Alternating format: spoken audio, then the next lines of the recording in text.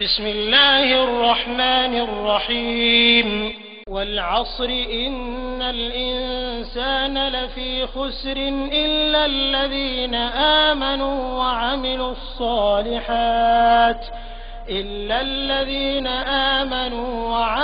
الصالحات وتواصوا بالحق وتواصوا بالصبر.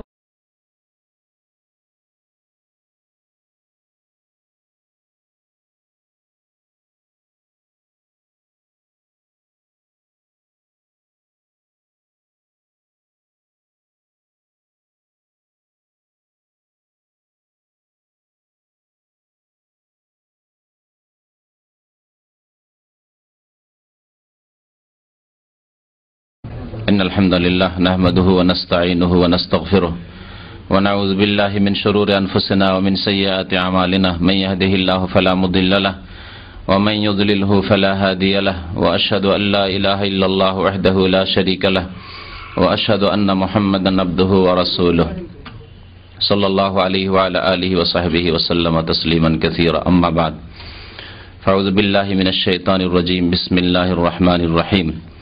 ওমা আতাকুমুর রাসূলু ফাখুযুহু ওমা নাহাকুম আনহু ফান্তাহু। মহান আল্লাহর সমস্ত প্রশংসা, দরুদ ও সালাম নাযিল হোক প্রিয় নবী মুহাম্মদ সাল্লাল্লাহু আলাইহি সাল্লামের প্রতি, যার আনুগত্য করা আল্লাহ পাকেরই আনুগত্য করা। যেমন আল্লাহ পাক কোরআনুল কারীমে ইরশাদ করেছেন, ওমা ইউতিইর রাসূলা ফাকাদ আতা আল্লাহ। যারা রাসূলুল্লাহ সাল্লাল্লাহু আলাইহি সাল্লামের আনুগত্য করলো, তাকে মানলো, তারা আল্লাহকেই মানলো। আল্লাহুম্মা সাল্লি আলাইহি আল্লাহুম্মা বারিক আলাইহি। আজকের বিষয়বস্তু হচ্ছে মাযহাব পরিচিতি। এই মাযহাব সম্পর্কে অধিকাংশ মানুষের ভুল ধারণা রয়েছে। এই মাযহাবকে সামনে রেখে অনেকেই সহিহ হাদিসকে উপেক্ষা করে, সহিহ হাদিস ছেড়ে দিয়ে, নবী সাল্লাল্লাহু আলাইহি সাল্লামের আদর্শ ছেড়ে দিয়ে অন্য মানুষের কথার অন্ধ অনুকরণ করে। এই বাড়াবাড়ির কারণে মাযহাব সম্পর্কে সামান্য পরিচিতি দেওয়া আবশ্যক মনে করছি, যাতে করে যাদের আল্লাহ পাক রব্বুল আলামিন স্বতন্ত্র দিয়েছেন তাদেরকে আল্লাহ বুঝার তৌফিক দেবেন এবং তাদেরকে সহিহ হাদিস মোতাবেক আমল করার আল্লাহ পাক তৌফিক দেবেন। আল্লাহ পাকের কাছে এই আশা রাখি, আল্লাহ পাক যেন তার তৌফিক দান করেন। আমার সামনে যে কিতাবটি আছে সেই কিতাবটি হচ্ছে মুখতাসারুল কুদুরি। আমাদের দেশের মানুষরা কুদুরি বলে জানে। এই মুখতাসারুল কুদুরি এই কিতাবটি হানাফি মাযহাবের ফিকহের ওপর অত্যন্ত গুরুত্বপূর্ণ কিতাব। হানাফি মাযহাব সম্পর্কে আলোচনা এই জন্যই করব যে আমাদের সামনে যেসব শ্রোতারা রয়েছেন অথবা আমাদের কথা যেসব ভাইদের কাছে পৌঁছিচ্ছে ভারত অথবা বাংলাদেশে, পশ্চিমবঙ্গে, আসামে, ত্রিপুরায় অথবা বাংলাদেশে, আর না হলে এইসব এলাকার এইসব দেশের প্রবাসী যারা বাইরে আছে তাদের কাছে, কারণ বাংলা ভাষায় আলোচনা। তো তারা যেহেতু অধিকাংশই হানাফি মাযহাবের মুকাল্লিদ, হানাফি মাযহাবের অন্ধ অনুসারী, সুতরাং হানাফি মাযহাবের কিতাব থেকে মাযহাব পরিচিতি আপনাদের সামনে পেশ করব। যদি আমাদের সামনে শাফিঈরা হইতো তো সেই মাযহাবের পরিচিতি পেশ করতাম, কিন্তু শাফি মাযহাবের পরিচয় বিস্তারিত দেওয়ার কোনো প্রয়োজন নেই। এতটুকু জানা যথেষ্ট যে আল্লাহ পাক রব্বুল আলামিন কোরআনুল কারীম নাযিল করেছেন এবং রাসূলুল্লাহ সাল্লাল্লাহু আলাইহি ওয়াসাল্লামকে প্রেরণ করেছেন, তার আনুগত্য, তার অনুসরণ ফরজ করেছেন। সুতরাং কোরআন এবং সহিহ হাদিস মোতাবেক জীবনযাপন করতে হবে, কোরআন এবং সহিহ হাদিস মোতাবেক ইবাদত বন্দেগী করতে হবে, কোরআন এবং সহিহ হাদিস মোতাবেক নিজের জীবন গঠন করতে হবে, কোরআন এবং সহিহ হাদিস মোতাবেক ওযু করতে হবে, নামাজ আদায় করতে হবে, যাকাত দিতে হবে, হজ করতে হবে, সিয়াম রোজা পালন করতে হবে, বিবাহ শাদী করতে হবে, তালাক দিতে হবে। সমস্ত মাসলা মাসাইল, ইবাদত হোক আর মুআমালাত হোক, সমস্ত মাসলা মাসাইল কোরআন সুন্নাহ থেকে নিতে হবে। যেসব আলেমগণ কোরআন সুন্নাহর আলোকে বলবেন তাদের কথা নিতে হবে। কোরআন সুন্নাহ বিরোধী বা কোরআন সুন্নাহর বিপরীত দুর্বল হাদিসের ওপর নির্ভরশীল কোন মাযহাব, কোন ফতোয়া, কোন মাসলা যদি আমরা জানতে পারি তাহলে আমরা ছেড়ে দেব, এটি আমাদের জন্য ফরজ যদি জানতে পারি। আর যদি কেউ না জানে সেই ব্যক্তি আল্লাহ পাকের কাছে মাযুর যে আমি জানতাম না। কিন্তু জেনে নেওয়ার পরে কোনো মানুষের জন্য জায়েজ নয় যে অন্ধভাবে কোনো দুর্বল কথা মানবে, ভিত্তিহীন কথা মানবে, কোরআন অথবা সহিহ হাদিসের খেলাফ বিপরীত কোনো আমল করবে বা বিশ্বাস রাখবে। তো এই কদুরি কিতাবটি হানাফি মাযহাবের অত্যন্ত পুরাতন ফিকহের কিতাব এবং গুরুত্বপূর্ণ এদিক দিয়েও যে হানাফি মাযহাবের সবচাইতে মশহুর প্রসিদ্ধ কিতাব ফিকহের হচ্ছে কি, সবচাইতে বড় কিতাব হিদায়া, সবচাইতে বড় কিতাব এবং প্রসিদ্ধ কিতাব হচ্ছে হিদায়া। এই হিদায়ার মূল অর্থাৎ মতন মানে আসল মাসলাটি, যার ব্যাখ্যা হচ্ছে হিদায়া, আসল মাসলা হচ্ছে কদুরি। আর অল্প কিছু হয়তো ইমাম মুহাম্মদ রাহমাতুল্লাহ আলাইহির কিতাব থেকে সামান্য কিছু নেওয়া হয়েছে। হিদায়ার আসল যে মাসলা মাসাইলের বিষয়গুলি মাতান, সেটি হচ্ছে এই মুখতাসারুল কদুরি, এই কদুরি কিতাবটি যে বাংলায় তরজমা করা আছে। আসল মাতান হচ্ছে এইটুকু হচ্ছে আরবি কদুরি। তো এই কদুরি হচ্ছে সংক্ষিপ্ত ফিকহের কিতাব হানাফি মাযহাবের উপর। এই কদুরি কিতাব কখন লেখা হয়েছে এ সম্পর্কে খুব সংক্ষেপে জানাই। কদুরি কিতাব লিখেছেন আবুল হোসেন আহমদ ইবনে মুহাম্মদ ইবনে আহমদ ইবনে জাফর ইবনে হামদাদ আল বাগদাদি আল কুদুরি। কুদুরি বলা হয় ওই লেখককে, যেমন সহিহ বুখারীকে আমরা বুখারী বলছি, আসলে ইমাম বুখারার লোক, ওই রকমই কুদুরি। তার জন্ম হচ্ছে 362 হিজরিতে। তার জন্ম, এই কিতাব যে বাংলায় অনুবাদ করেছেন অনুবাদকের লেখা মোতাবেক 362 হিজরিতে বাগদাদে জন্ম হয়। তার ইন্তেকাল হয় 66 বছর বয়সে 428 হিজরিতে। তাহলে তার জামানা হচ্ছে 362 থেকে নিয়ে 428 পর্যন্ত, চতুর্থ শতাব্দীর শেষ দিকে আর পঞ্চম শতাব্দীর শুরুতে, 428 হিজরিতে ইন্তেকাল। এই জামানায় এই কিতাবটি লিখেছেন। নবী করিম সাল্লাল্লাহু আলাইহি সাল্লামের ইন্তেকাল হয়েছে কখন? 10ম হিজরি বা 11 হিজরির শুরু, যদি মুহররম থেকে ধরেন তাহলে হচ্ছে রবিউল আউয়ালে, তাহলে 11 হিজরি হয়ে যাচ্ছে। তারপরে 362তে জন্ম, তাহলে 62তে 10 বাদ দিয়ে দেন, কত? নবী সাল্লাল্লাহু আলাইহি সাল্লামের তিরোধানের কত? 352 বছর পরে। ইমাম আবু হানিফা রাহমাতুল্লাহর জন্ম কখন? 80 হিজরিতে। ইন্তেকাল কখন? 150 হিজরিতে। 150 হিজরিতে ইমাম আবু হানিফা রাহমাতুল্লাহ ইন্তেকাল করে গেছেন। তিনি যা বলেছেন বা লিখেছেন 150 হিজরিতে তা শেষ হয়ে গেছে। 150 থেকে নিয়ে 362, এই গ্যাপটা কত বছর বয়সের, কত সময়? 150, 300, হয়তো 150 হয়ে গেল এইদিকে, আর 62, তাহলে 212। ঠিক বলেছেন, 200। ইমাম আবু হানিফা রাহমাতুল্লাহ আলাইহির ইন্তেকালের 212 বছর পরে জন্ম। একজন লোককে আলেম হইতে কত বছর লাগে? যখন লিখবেন কমপক্ষে, লেখক হওয়ার মতো যোগ্যতা 25-30। যদি বলেন যে অলৌকিকতা অনেক ছিল আর আগেই লিখেছেন, যার 20-25ই ধরেন, তাহলে আরো যদি 212তে কত লাগিয়ে নেন, 30 লাগান, 28 লাগান, তাহলে কত হয়? 30, 40, কত হয়ে যায়? 250। ইমাম আবু হানিফা রাহমাতুল্লাহ আলাইহির ইন্তেকালের 250 বছর পরে ধরুন এই কিতাব লেখা হয়েছে। কমপক্ষে 40 বছর, 50 বছর বয়সেও উনি লিখতে পারেনি কিতাব।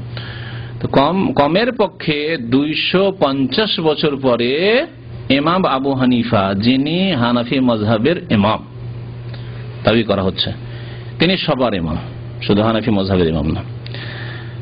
তো ইমাম আবু হানিফা রাহমাতুল্লাহ আলাইহির ইন্তেকালের 250 বছর পরে এই কিতাব লেখা হয়েছে। আচ্ছা, একটি প্রশ্ন আপনাদেরকে, নবী করিম সাল্লাল্লাহু আলাইহি সাল্লাম থেকে যদি কোনো কথা বর্ণনা করা হয় যে নবী সাল্লাল্লাহু আলাইহি ওয়াসাল্লাম বলেছেন, তার জন্য সনদ লাগে না লাগে না? সূত্র যে নবী সাল্লাল্লাহু আলাইহি ওয়াসাল্লাম বর্ণনা করেছেন, আমি যদি বলি নবী সাল্লাল্লাহু আলাইহি ওয়াসাল্লাম বর্ণনা করেছেন, তা আমি কি দেখেছি? কোন তাবেঈ? তাবেঈ পরের যুগের, তাহলে তাদেরকে সনদ চাওয়া হতো, যে সনদ বর্ণনা করে যে তুমি কার কাছে শুনেছ। আর তোমার ওস্তাদ কার কাছ থেকে শুনেছে, তার ওস্তাদ কার কাছ থেকে শুনেছে, এইভাবে করতে করতে সাহাবী পর্যন্ত পৌঁছা। কোন সাহাবী থেকে আর কোন সাহাবী রাসূলুল্লাহ সাল্লাল্লাহু আলাইহি ওয়াসাল্লাম থেকে বর্ণনা করেছেন, এর নাম হচ্ছে সনদ, এর নাম হচ্ছে সূত্র। তাই নবী সাল্লাল্লাহু আলাইহি ওয়াসাল্লামের প্রত্যেকটি হাদিসের জন্য হাদিসের কিতাবে সনদ লাগে। একজন তাবেঈ বর্ণনা করেন যদি, আর বলেন কালা রাসূলুল্লাহ, বলতে হবে যে কোন সাহাবী থেকে শুনেছেন আপনি, না তাবেঈ থেকে শুনেছেন। হতে পারে সাহাবী হলে তো ঠিক আছে, কিন্তু তাবেঈ যদি তাবেঈ থেকে শুনেন তো তাবেঈ কেমন ছিল, হ্যাঁ, তার সার্টিফাই লাগবে, তিনি নির্ভরশীল ছিলেন কিনা, আস্থাভাজন ব্যক্তি, বিশ্বস্ত ব্যক্তি ছিলেন কিনা, সেকা ছিলেন কিনা, এগুলি হচ্ছে হাদিসের সহিহ জয়ীফ হওয়ার মাপকাঠি। আর নবী সাল্লাল্লাহু আলাইহি ওয়াসাল্লামের হাদিসের জন্য শুধু কালা রাসূলুল্লাহ বলে দেওয়া যদি যথেষ্ট না হয়, সনদ লাগে, তাহলে ইমাম আবু হানিফা রহমতুল্লাহ আলাইহির ইন্তেকালের 250 বছর আগে কেউ যদি বলেন কালা আবু হানিফা, ইমাম আবু হানিফা বলেছেন, তার জন্য সনদ প্রয়োজন না প্রয়োজন নয়, ফরজ সনদ। 250 বছর পরে বলবেন, যেমন আমি আজকে থেকে 250 বছর আগের যদি আলেমদের কথা বলি, মোহাম্মদ আব্দুল ওয়াহাব রহমতুল্লাহের কথা বলছি, অথবা মোল্লা আলী কারির কথা বলছি, হানাফি মাযহাবের ফতোয়া রয়েছে, ফতোয়া স্বামী ওই জামানার লোক মোটামুটি ধরেন বা তারপরের, যদি বলি যে স্বামী বলেছেন, মোহাম্মদ আব্দুল ওয়াহাব রহমতুল্লাহ আলাইহি বলেছেন, মোল্লা আলী কারি বলেছেন, তাহলে আমাকে সনদ দিতে হবে যে কোন কিতাবে আছে এই কথাগুলি, অথবা আমি কার কাছ থেকে শুনেছি, তিনি কার কাছ থেকে শুনেছেন, তিনি কার কাছ থেকে শুনেছেন, এইভাবে মোল্লা আলী কারি বলেছেন, এই প্রমাণ দিতে হবে না হবে না, দেওয়া ফরজ। না হলে আমার কথার কোনো মূল্য নেই, যে আমি 250 বছর পরে এসে বলবো যে অমুকেই বলেছে। 250 বছর আগে ভারত উপমহাদেশে ইংরেজরা প্রবেশ করার প্রথম দিকে যেসব ওলামায়ে কেরামরা ছিলেন, শাহ ওলিউল্লাহ মুহাদ্দিস দেহলভির পরে, তাদের কথা যদি উল্লেখ করি, বা 300 বছরই হোক, তাদের কথা যদি বলি, বাদশাহ আওরঙ্গজেব আলমগীরের কথা যদি বলি যে তারা এই বলেছেন, এই করেছেন, তাহলে আমাকে প্রমাণ দিতে হবে কি হবে না, সনদ, যে কোন কিতাবে আমি পড়েছি। আমি এমনিতে বলে দেবো, বিশ্বাস করবেন কেউ? কখনো না, সনদ লাগবে, তাহলে সূত্র। রাসূলুল্লাহ সাল্লাল্লাহু আলাইহি ওয়াসাল্লামের হাদিসের জন্য যখন সনদ লাগে, অন্য লোকের কথা যদি সত্য প্রমাণ করতে হয় তাহলে সনদ দিতে হবে। ইমাম আবু হানিফা রাহমাতুল্লাহ আলাইহি 250 বছর পরে কেউ বলবেন কালা আবু হানিফা, ইমাম আবু হানিফা রাহমাতুল্লাহ এই কথা বলেছেন, অথচ কোনো কিতাবে যদি প্রমাণ না থাকে, তাহলে এখানেই বড় একটা সন্দেহের বিষয়, যে এখানে প্রশ্ন যে আসলে কি ইমাম আবু হানিফা রাহমাতুল্লাহ আলাইহি এইসব দুর্বল ফতোয়া হাদিস বিরুদ্ধে বলেছেন কিনা, লিখেছেন কিনা। যদি কোনো কিতাবে, তার কোনো কিতাবও এরকম নেই, কেউ বলতে পারবেন না ইমাম আবু হানিফা রাহমাতুল্লাহ আলাইহির কোনো ফিকহের কিতাব লিপিবদ্ধ আছে। কেউ যদি এই দাবি করতে পারে তাহলে কিতাব নিয়ে আসুক। একটি ফিকহে আকবার ছোট্ট একটি পুস্তিকা আছে আকীদার উপর, ফিকহের মাসলা মাসাইলে নাই, এর আগে নিয়ে এসে দেখেছি, আমার কাছে আছে এই কিতাবটি, আল ফিকহুল আকবার বলে, তার সাথে সম্পৃক্ত করা হয়েছে, এই কিতাবটি তার লেখা, ঠিক আছে। আর তারপর আকীদার উপর মাসলা মাসাইল, নামাজ, রোজা, হজ, যাকাত, ওযু, তাহারাত, এগুলি নেই তাতে, ছোট্ট একটি পুস্তিকা। আরেকটি বলছে মুসনাদ আবি হানিফা বলে হাদিসের কিতাব বলা হচ্ছে, যেটি তার নামে অধিকাংশ যারা গবেষক মুহাক্কিকিন তারা বলছেন সেটি তার নয়, 1 নম্বর কথা। 2 নম্বর, যদি মেনেই না হয় যে মুসনাদে আবি হানিফা, আবু হানিফা রাহমাতুল্লাহ ওই বড় আবু হানিফা রাহমাতুল্লাহ আলাইহির লেখা সংকলন, তাহলে সেটি হাদিসের কিতাব এবং অধিকাংশ জাল জয়ীফে ভর্তি ওই কিতাব। মুসনাদ আবি হানিফা ছেপে আছে, কিতাবটি জাল জয়ীফ হাদিসে ভর্তি, এইটুকু আপনাদের জানার জন্য বললাম। তাহলে ইমাম আবু হানিফা রাহমাতুল্লাহ আলাইহি থেকে এই কিতাবে নকল করা হবে যে ইমাম আবু হানিফা এই বলেছেন, ইমাম আবু ইউসুফ এই বলেছেন, ইমাম মুহাম্মদ এই বলেছেন, তার বিনা সনদে, কোনো সনদ নেই, সূত্র নেই। তাহলে এখানে একটি সন্দেহের বিষয়, আসলে কি ইমাম আবু হানিফা রাহমাতুল্লাহ আলাইহি এই ফতোয়াগুলি বলেছেন, না তার নামে চালিয়ে দেওয়া হয়েছে অন্যরা বলে। আল্লাহু আ'লাম, আল্লাহ ভালো জানে ক্ষেত্রে। তারপরে তাকলিদ সম্পর্কে বলি যে 4 মাযহাবের এক মাযহাব মানা ফরজ, এই ধারণা যে আছে মুকাল্লিদ ভাইদের, হানাফি মুকাল্লিদ হোক, শাফি মুকাল্লিদ হোক, মালিকি মুকাল্লিদ হোক, অন্য কোন মুকাল্লিদ হোক, যারা কোন মাযহাবের অন্ধ অনুকরণ করাকে ফরজ মনে করেন, তাদের ধারণা যে 4 মাযহাবের একটা মাযহাব কি করতে হবে, মানতেই হবে। আর বিদাতি কিতাব মকসুদুল মুমিনিন আর এইরকমই যেসব কিতাবগুলি আমাদের দেশে রয়েছে, সেসব বিদাতি কিতাবে আছে 4 মাযহাবের এক মাযহাব মানা ফরজ, 130 ফরজ, হ্যাঁ, আর 4 মাযহাব 4 ফরজ। 4 মাযহাব 4 ফরজ 130 এর মধ্যে যদি একটা কেন ধরলেন, 4টি ধরেন আমাদের মতো। আমরা মনে করি যে 4টার মধ্যে হক সীমিত, 4টার একটাই হক সীমিত নয়। এই অঙ্কটা বোঝার চেষ্টা করবেন, যারা অঙ্ক বুঝেন, ম্যাথমেটিক্স বুঝেন, তারা এই বিষয়টি ভালো করে বুঝবেন। কারণ এখানে জনসাধারণকে মুকাল্লিদ, অন্ধ ভক্ত যারা মযহাবের অন্ধ গোঁড়া মযহাবপন্থী, তারা বিভ্রান্ত করার চেষ্টা করে। বলে যে 4 মযহাবে হক সত্য সীমিত। তাহলে 4 মযহাবে, 4-এর একটিতে নাই। তাহলে 4 মযহাবে যদি সত্য সীমিত থাকে, তাহলে 4টা থেকে নিতে হবে না একটা থেকে নিলে চলবে? 4টা থেকে নিতে হবে। 4-এর মধ্যে সীমিত আছে, একটাই সীমিত হলে একটি যথেষ্ট ছিল, তাহলে 4 বলার কি প্রয়োজন? তাহলে বোঝা গেল 4-এ যখন হক সীমিত, তাহলে বোঝা গেল একটিতে যদি ধরা হয়, 4-এর একটি হচ্ছে হানাফি মযহাব। তো হানাফি মযহাবের প্রত্যেকটি ফতোয়া তাহলে হক নয়, বরং তা হচ্ছে ভুল, সহিহ নয়, বরং সহিহ হাদিসের খেলাফ, বিপরীত। ওই রকমই শাফি মযহাব বেশ শুধু হক সীমিত নয়, 4টাতে যখন সীমিত, তাহলে শাফি মযহাবের প্রত্যেকটি ফতোয়া হক নয়, সহিহ নয়, বরং কিছু মসলা আছে, কিছু ফতোয়া আছে সেগুলি ভুল। তারপরে যেসব ভাইরা বলেন যে মযহাব মানা কি ফরজ, তাদেরকে জিজ্ঞাসা করব যে এই ফরজ কখন হইল? এই মযহাব মানা কখন ফরজ হইল? যদি বলেন যে নবী সাল্লাল্লাহু আলাইহি ওয়াসাল্লামের জামানায় হয়েছে, বলতে পারবেন কেউ? ওই মুকাল্লিদ ভাইদেরকে বলবেন যে নবী সাল্লাল্লাহু আলাইহি ওয়াসাল্লামের জামানায় মযহাব মানা ফরজ হয়েছে। তাহলে ইমাম আবু হানিফা, যিনি 4 ইমামের প্রথম ইমাম, জন্মের দিক দিয়ে, বয়সের দিক দিয়ে, জামানার যুগের দিক দিয়ে, তার জন্ম 80 হিজরিতে। তাহলে 80 হিজরির আগে ইমাম আবু হানিফা নামে কোনো মানুষ পৃথিবীতে ছিল না। তাহলে কি করে ফরজ হলো? নবী করিম সাল্লাল্লাহু আলাইহি সাল্লামের ইন্তেকালের 70 বছর পরে আবু হানিফা রাহমাতুল্লাহ আলাইহি জন্ম হইল। তারা স্বপ্নেও দেখেননি যে আবু হানিফা নামে কোনো মানুষ জন্মিবে।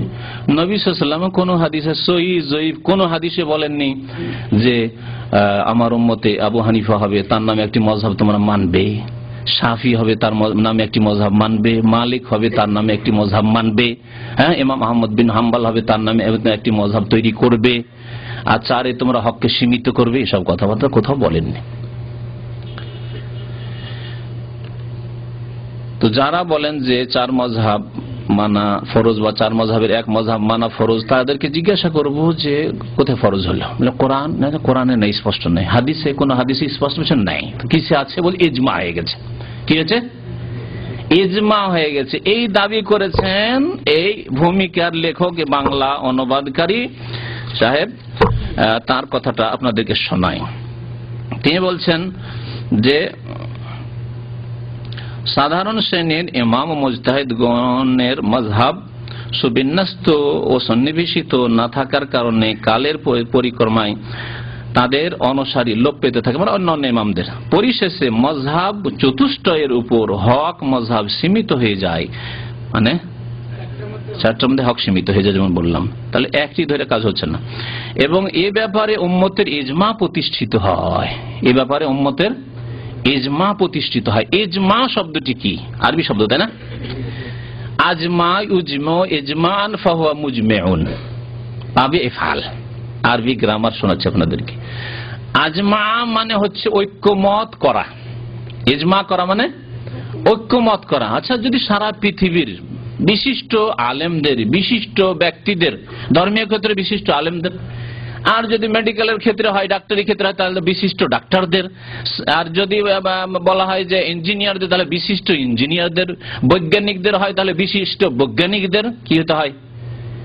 তাহলে একটা মিটিং, বৈঠক হতে হয়। তাহলে 4 মযহাবের উপর যদি ইজমা হয়ে থাকে, তো এই মিটিংটি, এই বৈঠকটি কোন দেশের কোন শহরে হয়েছিল আর কোন সালে হয়েছিল? এই ইতিহাস, 1400 বছরের ইতিহাসে কেউ প্রমাণ দিতে পারবে? কোনো প্রমাণ নেই। সারা পৃথিবীর ওলামায়ে কেরাম, বিশিষ্ট ওলামায়ে কেরাম কোন জায়গায় মিটিং করেছেন আর পাশ করেছেন ইজমা, আজমা ইজমা ইজমান, ইজমা করে ফেলেছেন যে আমরা ইজমা করলাম যে এখন 4 মযহাবের এক মযহাব মানা ফরজ। এমন কোন মিটিং, বৈঠক, অনুষ্ঠান হয়নি। তাহলে এই দাবি হচ্ছে মুখের দাবি, দলিলবিহীন মিথ্যা দাবি। আল্লাহ পাক রব্বুল আলামিন এইরকম যারা ধর্মের ক্ষেত্রে মিথ্যা বলেছে, তাদেরকে আল্লাহ পাক রব্বুল আলামিন কি করবেন? যারা মারা গেছে আল্লাহ পাক ভালো জানেন, আর যারা বেঁচে আছে আল্লাহ পাককে বলবে, আল্লাহ পাক তুমি তাদেরকে তুমি হিদায়াত করো। যারা বলবে 4 মযহাবের এক মযহাবে মানার উপর, ফরজ হওয়ার উপর ইজমা হয়ে গেছে, যদি তারা বেঁচে থাকে আল্লাহ পাক তাদেরকে যেন হিদায়াত দান করেন। তো এই প্রশ্ন তাদের কাছে রাখবেন যে মুকাল্লিদরা বলবে চার মাযহাবের এক মাযহাব মানা ফরজ, তাদেরকে জিজ্ঞাসা করবেন যে ফরজ কে করলো? ফরজ ইমাম ইবনুল কাইয়িম রাহমাতুল্লাহি আলাইহি বলেছেন যে ফরজকারী একমাত্র আল্লাহ পাক রব্বুল আলামিন, অথবা তার রাসূল সাল্লাল্লাহু আলাইহি সাল্লাম যার কাছে ওহী হয়েছে। কোরআনে আসেনি কিন্তু ওহী হয়েছে, ওহী গায়র মাতলু, তখন হাদিসে বলেছেন, উম্মতকে বলেছেন যে দেখো তোমাদের উপর মাযহাব মানা ফরজ। এছাড়া কারো কোনো কিছু ফরজ ওয়াজিব এমনকি সুন্নত করারও ইখতিয়ার অধিকার নেই। ফরজ হওয়া তো দূরের কথা, তাহলে সুন্নতও আমরা নামিয়ে নিয়ে এসে প্রমাণ করতে পারবো না। মুকাল্লিদ ভাইরা, মুকাল্লিদ আলেমরা যদি এই চেষ্টা করে যে কমপক্ষে সুন্নত সাব্যস্ত করব, যে মাযহাব মানা সুন্নত নবী সাল্লাল্লাহু আলাইহি ওয়াসাল্লামের, তারপরেও হাদিস দেখাইতে হবে। আল্লাহ পাক যেন বুঝার তৌফিক দান করেন। এখন আসেন যে এই মাযহাব পরিচিতিতে আপনি জানবেন যে মাযহাবী কিতাবে, ফিকহার কিতাবে আছে কি, ফিকহার কিতাবের অর্থ কি, এটাও বোঝা জরুরি, কারণ অনেকেই বুঝেন না। কোরআনুল কারীম যদি বলা হয় কোরআনুল কারীম মানে কি, কি বলবেন? আল্লাহ পাক রব্বুল আলামিনের কিতাব, আল্লাহ পাকের কালাম, আল্লাহ পাক কোরআনে কারীমে যা কিছু বলেছেন তার বাণী কালামুল্লাহ। কোরআনে কারীমের শব্দ, ভাব, অর্থ সবকিছুই আল্লাহ পাক রব্বুল আলামিনের। নবী সাল্লাল্লাহু আলাইহি ওয়াসাল্লামের হাদিস, নবী সাল্লাল্লাহু আলাইহি ওয়াসাল্লামের হাদিস যদি বলা হয় হাদিস কি, কি বলবেন? নবী করিম সাল্লাল্লাহু আলাইহি ওয়াসাল্লামের বচন, কর্ম, অনুমোদন, অথবা নবী সাল্লাল্লাহু আলাইহি ওয়াসাল্লামের চরিত্র, অথবা নবী সাল্লাল্লাহু আলাইহি ওয়াসাল্লামের রূপ গঠন, এই সবগুলি হাদিস, সবগুলি হাদিস। নবী করিম সাল্লাল্লাহু আলাইহি ওয়াসাল্লাম থেকে সহিহ সূত্রে, বিশুদ্ধ সূত্রে যা প্রমাণিত তার নাম হচ্ছে হাদিস। কোরআনে কারীমে যেগুলি নেই। নবী করিম সাল্লাল্লাহু আলাইহি ওয়াসাল্লাম কি বলেছেন? যে এই দুটো বস্তুকে মজবুত করে ধরে থাকলে পথভ্রষ্ট হবে না। তার আগে আল্লাহ পাক কি বলেছেন? আমা আতাকুমুর রাসূলু ফাখুযুহু। শুরুতে আমি আয়াত পাঠ করেছি, তোমাদেরকে রাসূলুল্লাহ সাল্লাল্লাহু আলাইহি ওয়াসাল্লাম যা দিয়েছেন, ফাখুযুহু তা ধরে নাও, তা নিয়ে নাও, গ্রহণ করো। ওমা নাহাকুম আনহু ফান্তাহু, যা দেননি, যা থেকে নিষেধ করেছেন তা থেকে বেঁচে থাকো। নতুন রাস্তা থেকে সতর্ক সাবধান করেছেন, তোমরা বেঁচে থাকো। আর যা দিয়েছেন কোরআন এবং হাদিস দিয়েছেন, ফাখুযুহু তা গ্রহণ করো। নবী করিম সাল্লাল্লাহু আলাইহি ওয়াসাল্লামের হাদিসটি আবার পড়ছি, যার সংক্ষিপ্ত অর্থের দিকে ইশারা করলাম। তারাকতু ফিকুম আমরাইন, তোমাদের মাঝে দুইটি বস্তু আমি ছেড়ে যাচ্ছি। লাম তাদিল্লু মা তামাসসাকতুম বিহিমা, অতদিন পথভ্রষ্ট হবে না যতদিন তোমরা তা কি করবে? মজবুত করে ধরে থাকবে। কিতাব আল্লাহ, একটি হচ্ছে আল্লাহর কিতাব কোরআনুল কারীম, আর ও সুন্নতি, আমার সুন্নত, অর্থাৎ নবী সাল্লাল্লাহু আলাইহি ওয়াসাল্লামের হাদিস, যা কিছু নবী সাল্লাল্লাহু আলাইহি ওয়াসাল্লাম থেকে প্রমাণিত। ফিকহার কিতাব তাহলে কোরআন হয়ে গেল, কোরআনের সংজ্ঞা হয়ে গেল, হাদিসের সংজ্ঞা হয়ে গেল। ফিকহ মানে কি? কারণ সাধারণ মানুষ মনে করে ফিকহ মানে মানতে হবে ফরজ, ফিকহার কিতাবে আছে। ফিকহ মানে হচ্ছে, আসলে আমরা এটাকে একটু বিকৃত করে বলি, ফিকহ নয় আসলে ফিকহ, কিন্তু ফিকহ বলতে বাংলা ভাষায় মুশকিল লাগে, সেজন্য আমরা আসান করে দিচ্ছি, যে মুশকিল সে আসান করে দিচ্ছি, ফিকহ করে দিচ্ছি। তো ফিকহের কিতাব বা ফিকহার কিতাব আমাদের চলতি ভাষায় মানে হচ্ছে ওলামায়ে কেরামদের মতামত কোরআন এবং হাদিসের আলোকে, ইজতিহাদ, তাদের চেষ্টা, তাদের মেহনত, যে কোরআন হাদিসের আলোকে এই মাসলার এই উত্তর হইতে পারে। তাহলে ফিকহ মানে মানুষের আকওয়ালুর রিজাল, না কাল আল্লাহ না কাল রাসূল, আল্লাহর কথারও নাম নাই, আল্লাহর কথার নাম কোরআনুল কারীম, না রাসূলুল্লাহ সাল্লাল্লাহু আলাইহি ওয়াসাল্লামের কথা বা আমল, বরং তাতে উলামায়ে কেরামদের কথাবার্তা রয়েছে কোরআন এবং হাদিসের আলোকে তারা চেষ্টা করেছেন, যার নাম হচ্ছে শরীয়তে ভাষায় ইজতিহাদ। এবং এই ইজতিহাদ করতে গিয়ে মুজতাহিদ সম্পর্কে নবী করিম সাল্লাল্লাহু আলাইহি ওয়াসাল্লাম বলেছেন, না মুজতাহিদ দুই রকমই হয়। মুজতাহিদ কখনো কখনো ভুল করে, ভুল হয়ে যায় তার দ্বারা, আর কখনো কখনো ঠিক বলে, ঠিক লিখে, ঠিক উত্তর দেয়। যদি মুজতাহিদের মধ্যে ইজতিহাদের যোগ্যতা থাকে, ওই রকম বড় আলেম, এবং উত্তর দিয়েছেন, ভালো আলেম কোরআন হাদিস বুঝছেন, উত্তর দিয়ে ভুল হয়ে গেছে, তারপরেও নবী করিম সাল্লাল্লাহু আলাইহি ওয়াসাল্লাম বলেছেন ভুল হলেও কি হবে, এক নেকি পাবে, কারণ সে নিষ্ঠার সাথে, আন্তরিকতার সাথে, ইখলাসের সাথে, ইলমের সাথে মেহনত করেছে, মেহনত করে ফতোয়া দিয়েছি, জনসাধারণ সমস্যার সমাধান দিয়েছি, কিন্তু আমি সঠিক সিদ্ধান্ত পর্যন্ত পৌঁছিতে পারিনি, ভুল ফতোয়া দিয়েছি, আল্লাহ পাক এক নেকি দেবেন আমার মেহনতের জন্য, যদি ভালো আলেম হয় কেউ। আর যদি সেই মুজতাহিদ ভালো আলেম না হয় তাহলে গুনাহগার হবে, তাহলে গুনাহগার হবে। ভালো আলেম নয়, কোরআন এবং হাদিসের উপর পাণ্ডিত্য নাই, দলিল সম্পর্কে সম্যক জ্ঞান নেই, আর খেয়াল খুশি ফতোয়া দেয় আর ভুল করে, তাহলে গুনাহগার হবে, মনে রাখবেন। যোগ্য আলেম যদি ফতোয়া দিয়ে সহিশুদ্ধ ফতোয়া দিতে পারেন, সহিশুদ্ধ যদি সমাধান দিতে পারেন, তাহলে 2 নেকি পাবেন, যেমন নবী সাল্লাল্লাহু আলাইহি ওয়াসাল্লাম বলেছেন ফালাহু আজরানে, ডবল নেকি পাবেন। আজরুল ইজতিহাদ, ইজতিহাদ মেহনত করলেন তার একটি নেকি, আর এক নেকি হচ্ছে মানে আরেক গুণ নেকি, এক নেকি মানে এক নেকি নয়, আরেক গুণ নেকি হচ্ছে যে তিনি যে সঠিক উত্তর দিলেন। তাহলে ফিকহ কিতাবে সঠিক কথাও রয়েছে আর ভুল কথাও রয়েছে।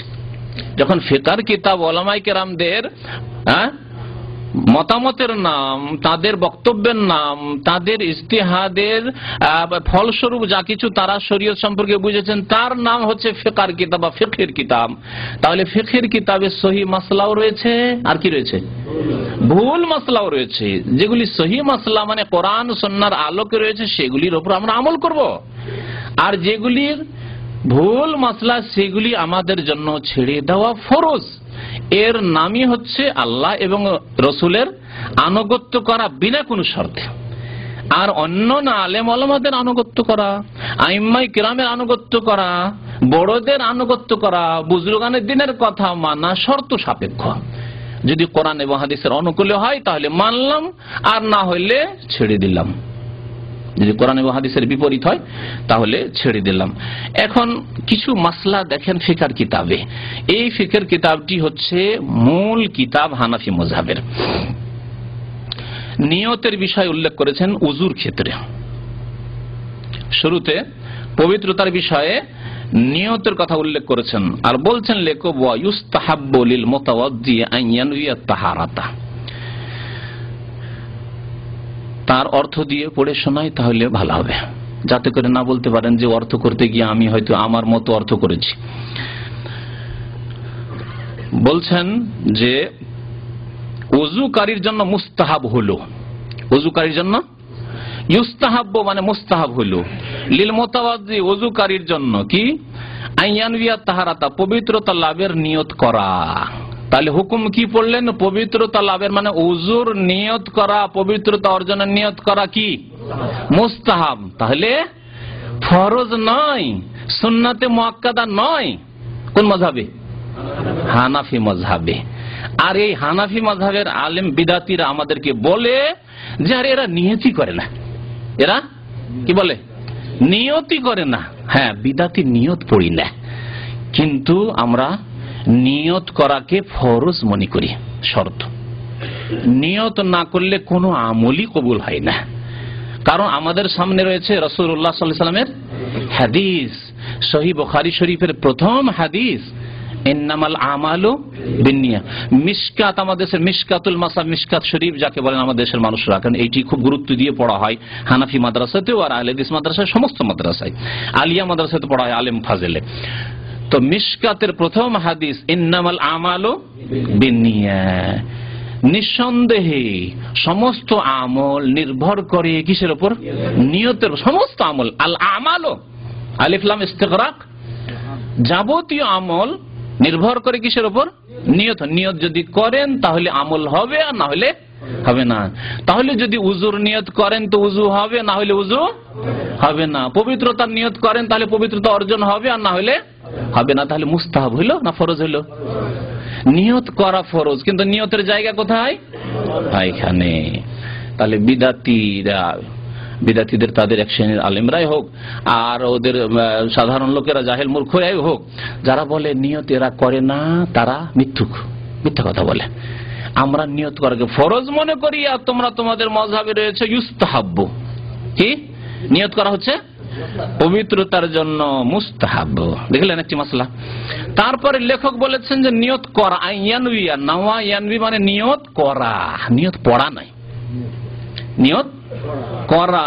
কিন্তু বাঙালি যেহেতু অতিরিক্ত বিদাতি, একটু আরবি অত বিদাতি ছিল না, ইরাকের বাগদাদের লোক ইমাম কুদুরি ওই বিদাতি ছিল, নিয়ত পড়া বিদাতি ছিল না। হানাফি হইলেও আপন জায়গায় তিনি যেগুলোকে ঠিক মনে করছেন, কিন্তু বিদাতি ছিলেন না, হানাফি মাযহাবের অনুসারী ছিলেন, এইরকম বিদাতি ছিলেন না। কিন্তু বাঙালি উর্দু ভাষী একটু আরো প্লাস বিদাতি, অতিরিক্ত বিদাতি। দেখেন বাংলায় তর্জমা এবং ব্যাখ্যায় কি লিখছে শোনেন, বাংলাটা পড়ে শোনাচ্ছিলাম। বলছে নিয়তের আবিধানিক অর্থ দৃঢ় ইচ্ছা বা সংকল্প করা। এতদূর পর্যন্ত ঠিক আছে। উল্লেখ্য যে ইচ্ছা বা সংকল্পের স্থান হলো অন্তর, কথা ঠিক। অতএব অন্তরে যে কোনো কাজ করার ইচ্ছা পোষণ করা বা অর্জনের উদ্দেশ্য রাখাই নিয়ত, কথা ঠিক। মুখে উচ্চারণ করা জরুরি নয়, কথা ঠিক না ভুল? কে বলছে ঠিক, কে বলছে ভুল? ভুল, ভুল। কারণ মুখে, ভালো করে শোনেন, মুখে উচ্চারণ করা কি বলছেন উনি, জরুরি নয়। সহি কি? মুখে উচ্চারণ করা জায়েজ নয়, জরুরি নাই বললে তাহলে করতে পারেন। যদি কাউকে বলেন ভাই আমি এয়ারপোর্টে যাচ্ছি কিন্তু আপনার এয়ারপোর্টে যাওয়া জরুরি নয়, তাহলে তার মানে কি? যেতে পারেন, গেলে ভালো, গেলে ভালো, ঠিক না?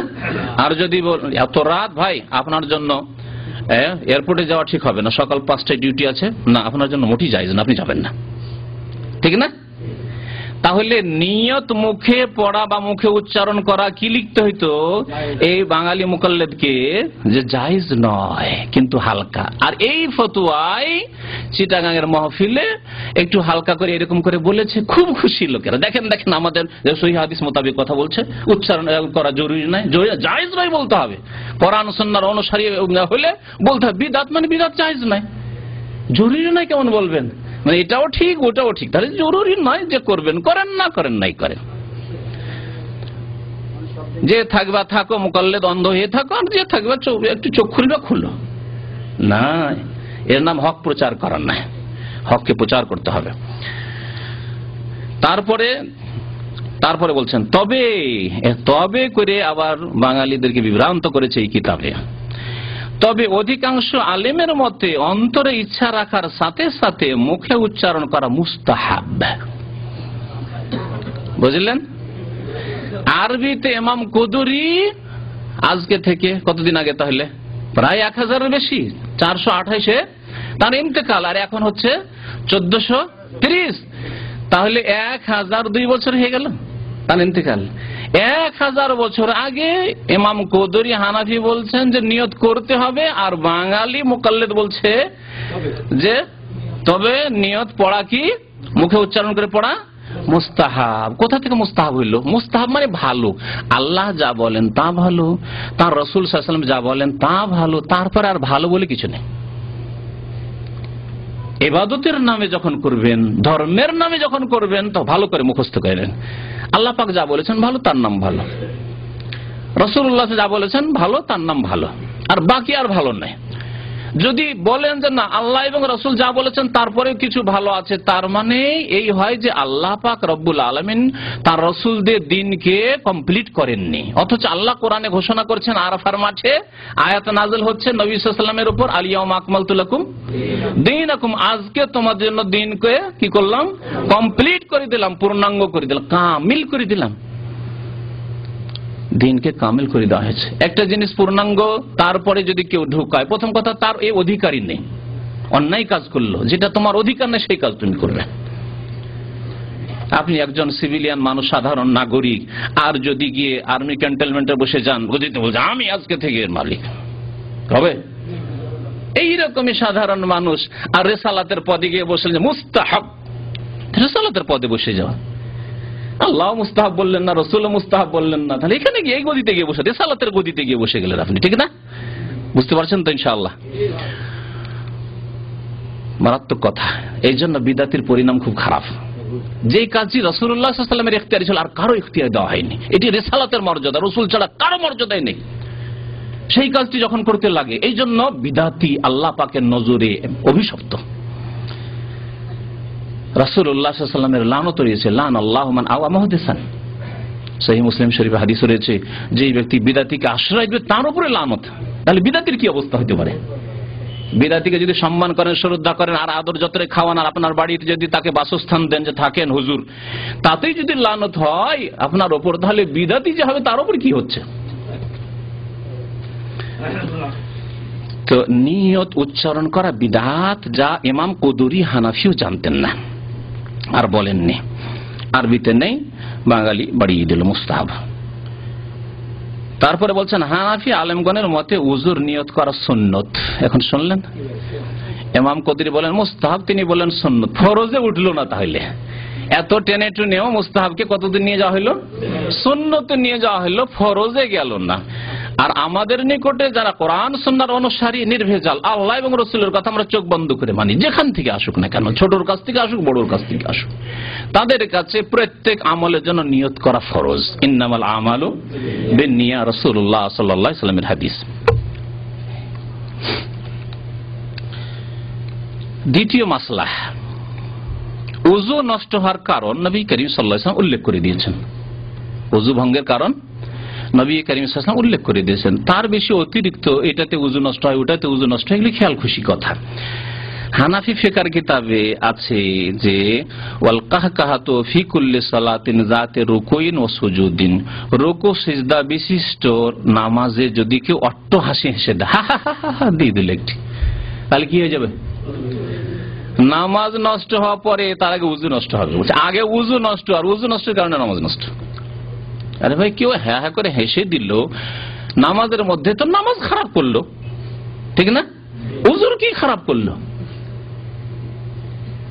প্রথম কথা, যদি এই মাসলা বলতে হয় যে উযু ভঙ্গের কারণ অট্টহাসি, তাহলে কোরআনে প্রমাণ দিতে হবে, নেই। হাদিসে প্রমাণ, হাদিসের নেই, হাদিসের হদিসই নেই।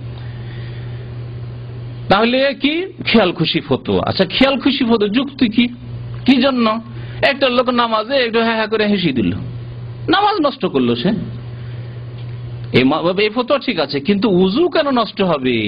উযুর সাথে অট্টহাসির কি সম্পর্ক? হ্যাঁ, ভাই সরে যাবে, হা হা হাসতে গিয়ে ঢিলা হয়ে যায় তাদের, বুঝতে পেরেছেন? তারপরে নামাজে কেন শুধু? তার তরজমা শুনেন, রুকু 9 নম্বর, রুকু 9 নম্বর উযু ভঙ্গের কারণ বলছে, রুকু সাজদা বিশিষ্ট নামাজে অট্টহাসি দেওয়া হচ্ছে উযু ভঙ্গের কারণ। তাহলে বাইরে হইলে হচ্ছে না, নামাজের মধ্যে যদি হেসে দেয় তাহলে উযু নষ্ট হয়ে যাবে, অথচ এমন কিছু সহিহ হাদিসে নবী সাল্লাল্লাহু আলাইহি ওয়াসাল্লাম থেকে প্রমাণিত নয়। হ্যাঁ, রুকু সাজদা বিশিষ্ট যখন বলা হয়েছে, তাহলে জানাজা নামাজে যদি হেসে দেয় তাহলে আবার উযু নষ্ট হয়েছে না। ই আবার কোন থিওরি হইল? আজব থিওরি। যদি ঢিলাই হয় আর বাইরে সরে যাওয়ার আশঙ্কা থাকে, তাহলে সব ক্ষেত্রে থাকবে, শুধু রুকু আর সিজদাতে জানাজা নামাজে না। এটা একটি ফতোয়া। শোনেন, এখন তায়াম্মুমের মাসলা। তায়াম্মুম সম্পর্কে মাসলা বলার আগে একটি বিষয় বলবো। মাযহাব যদি ফরজ হয়, তাহলে এই ফরজ পালন মাযহাবের ইমাম সাহেবের ছাত্ররা আগে করবেন না আমরা?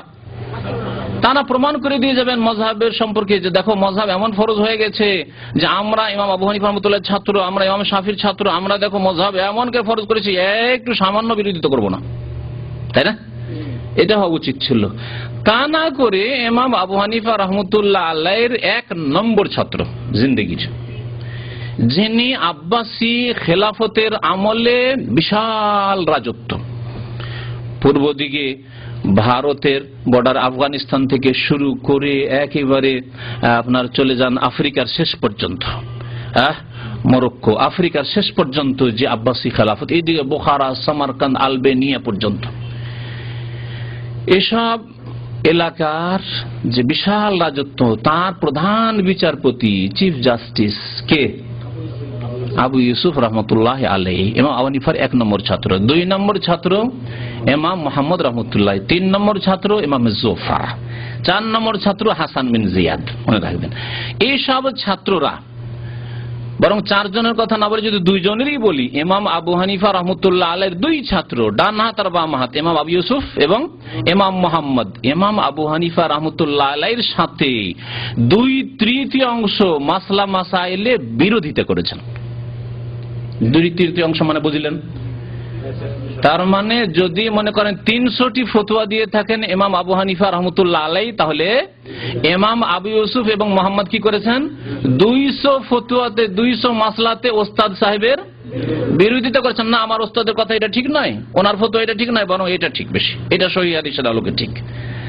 এর দ্বারা কি প্রমাণ হয়? যে মাযহাবের তাকলিদ করা ফরজও নয় আর সুন্নতও নয়, বরং কোরআন এবং হাদিসের অনুসরণ করা, আল্লাহ এবং রাসূলের আনুগত্য করা ফরজ, আর প্রয়োজনে বিরোধিতা করা ফরজ। কারণ যখন দেখবেন যে ভুল স্পষ্ট হয়ে গেছে যে এটি ভুল, তাহলে তার বিরোধিতা করে সহিহ হাদিসের উপর আমল করা ফরজ। এখন আপনাকে একটা উদাহরণ দিই, কারণ উদাহরণ দিলে সাধারণ মানুষের জন্য মাসলা মাসাইল বোঝা সহজ হয়। আপনাকে যদি আপনার আম্মা বলে যে বাবা এই কাজটি করো, এই কাজটি করো, আর কাজ ঠিক, কাজটা ঠিক, নাজায়েজ কাজ নয়, হারাম কাজ নয়, আর আপনার শাশুড়ি বা আপনার শ্বশুর বলছে বাবা না, তোমার মা যেটা বলছে সেটা করো না, এইটা করো, কোনটা করবেন আপনি? আম্মা যার পেটে 10 মাস থেকেছেন, ঠিক না? এখন আরেকটি উদাহরণ দিচ্ছি। আপনার আম্মা একটি আদেশ করছেন আর রাসূলুল্লাহ সাল্লাল্লাহু আলাইহি ওয়াসাল্লাম আরেকটি আদেশ করছেন। আপনার আম্মা রাসূলুল্লাহ সাল্লাল্লাহু আলাইহি ওয়াসাল্লামের বিরোধী আদেশ করছেন, উল্টো আদেশ করছেন, কোনটি মানবেন? মায়ের হক বড় না রাসূলের হক বড়? রাসূলুল্লাহ সাল্লাল্লাহু আলাইহি ওয়াসাল্লামের হক বড়, আল্লাহ পাকের পরে সেই হক। সমস্ত মানুষের চাইতে বেশি ভালোবাসতে হবে, সমস্ত মানুষের বেশি তার আনুগত্য করতে হবে, সব ক্ষেত্রে তার আনুগত্য করতে হবে। মায়ের আনুগত্য, মায়ের কথা মানা, বাবার কথা মানা, দেখতে হবে জায়েজ কিনা, জায়েজ হলে মানবো, না জায়েজ হলে না মানা যাবে না। আপনার মা বলছে বাবা আমি আটরশিকেও ভালোবাসি, বাবা শাহজালালকেও ভালোবাসি, চলো তো বাবা ওরস লাগবে, নিয়ে চলো, যাবেন?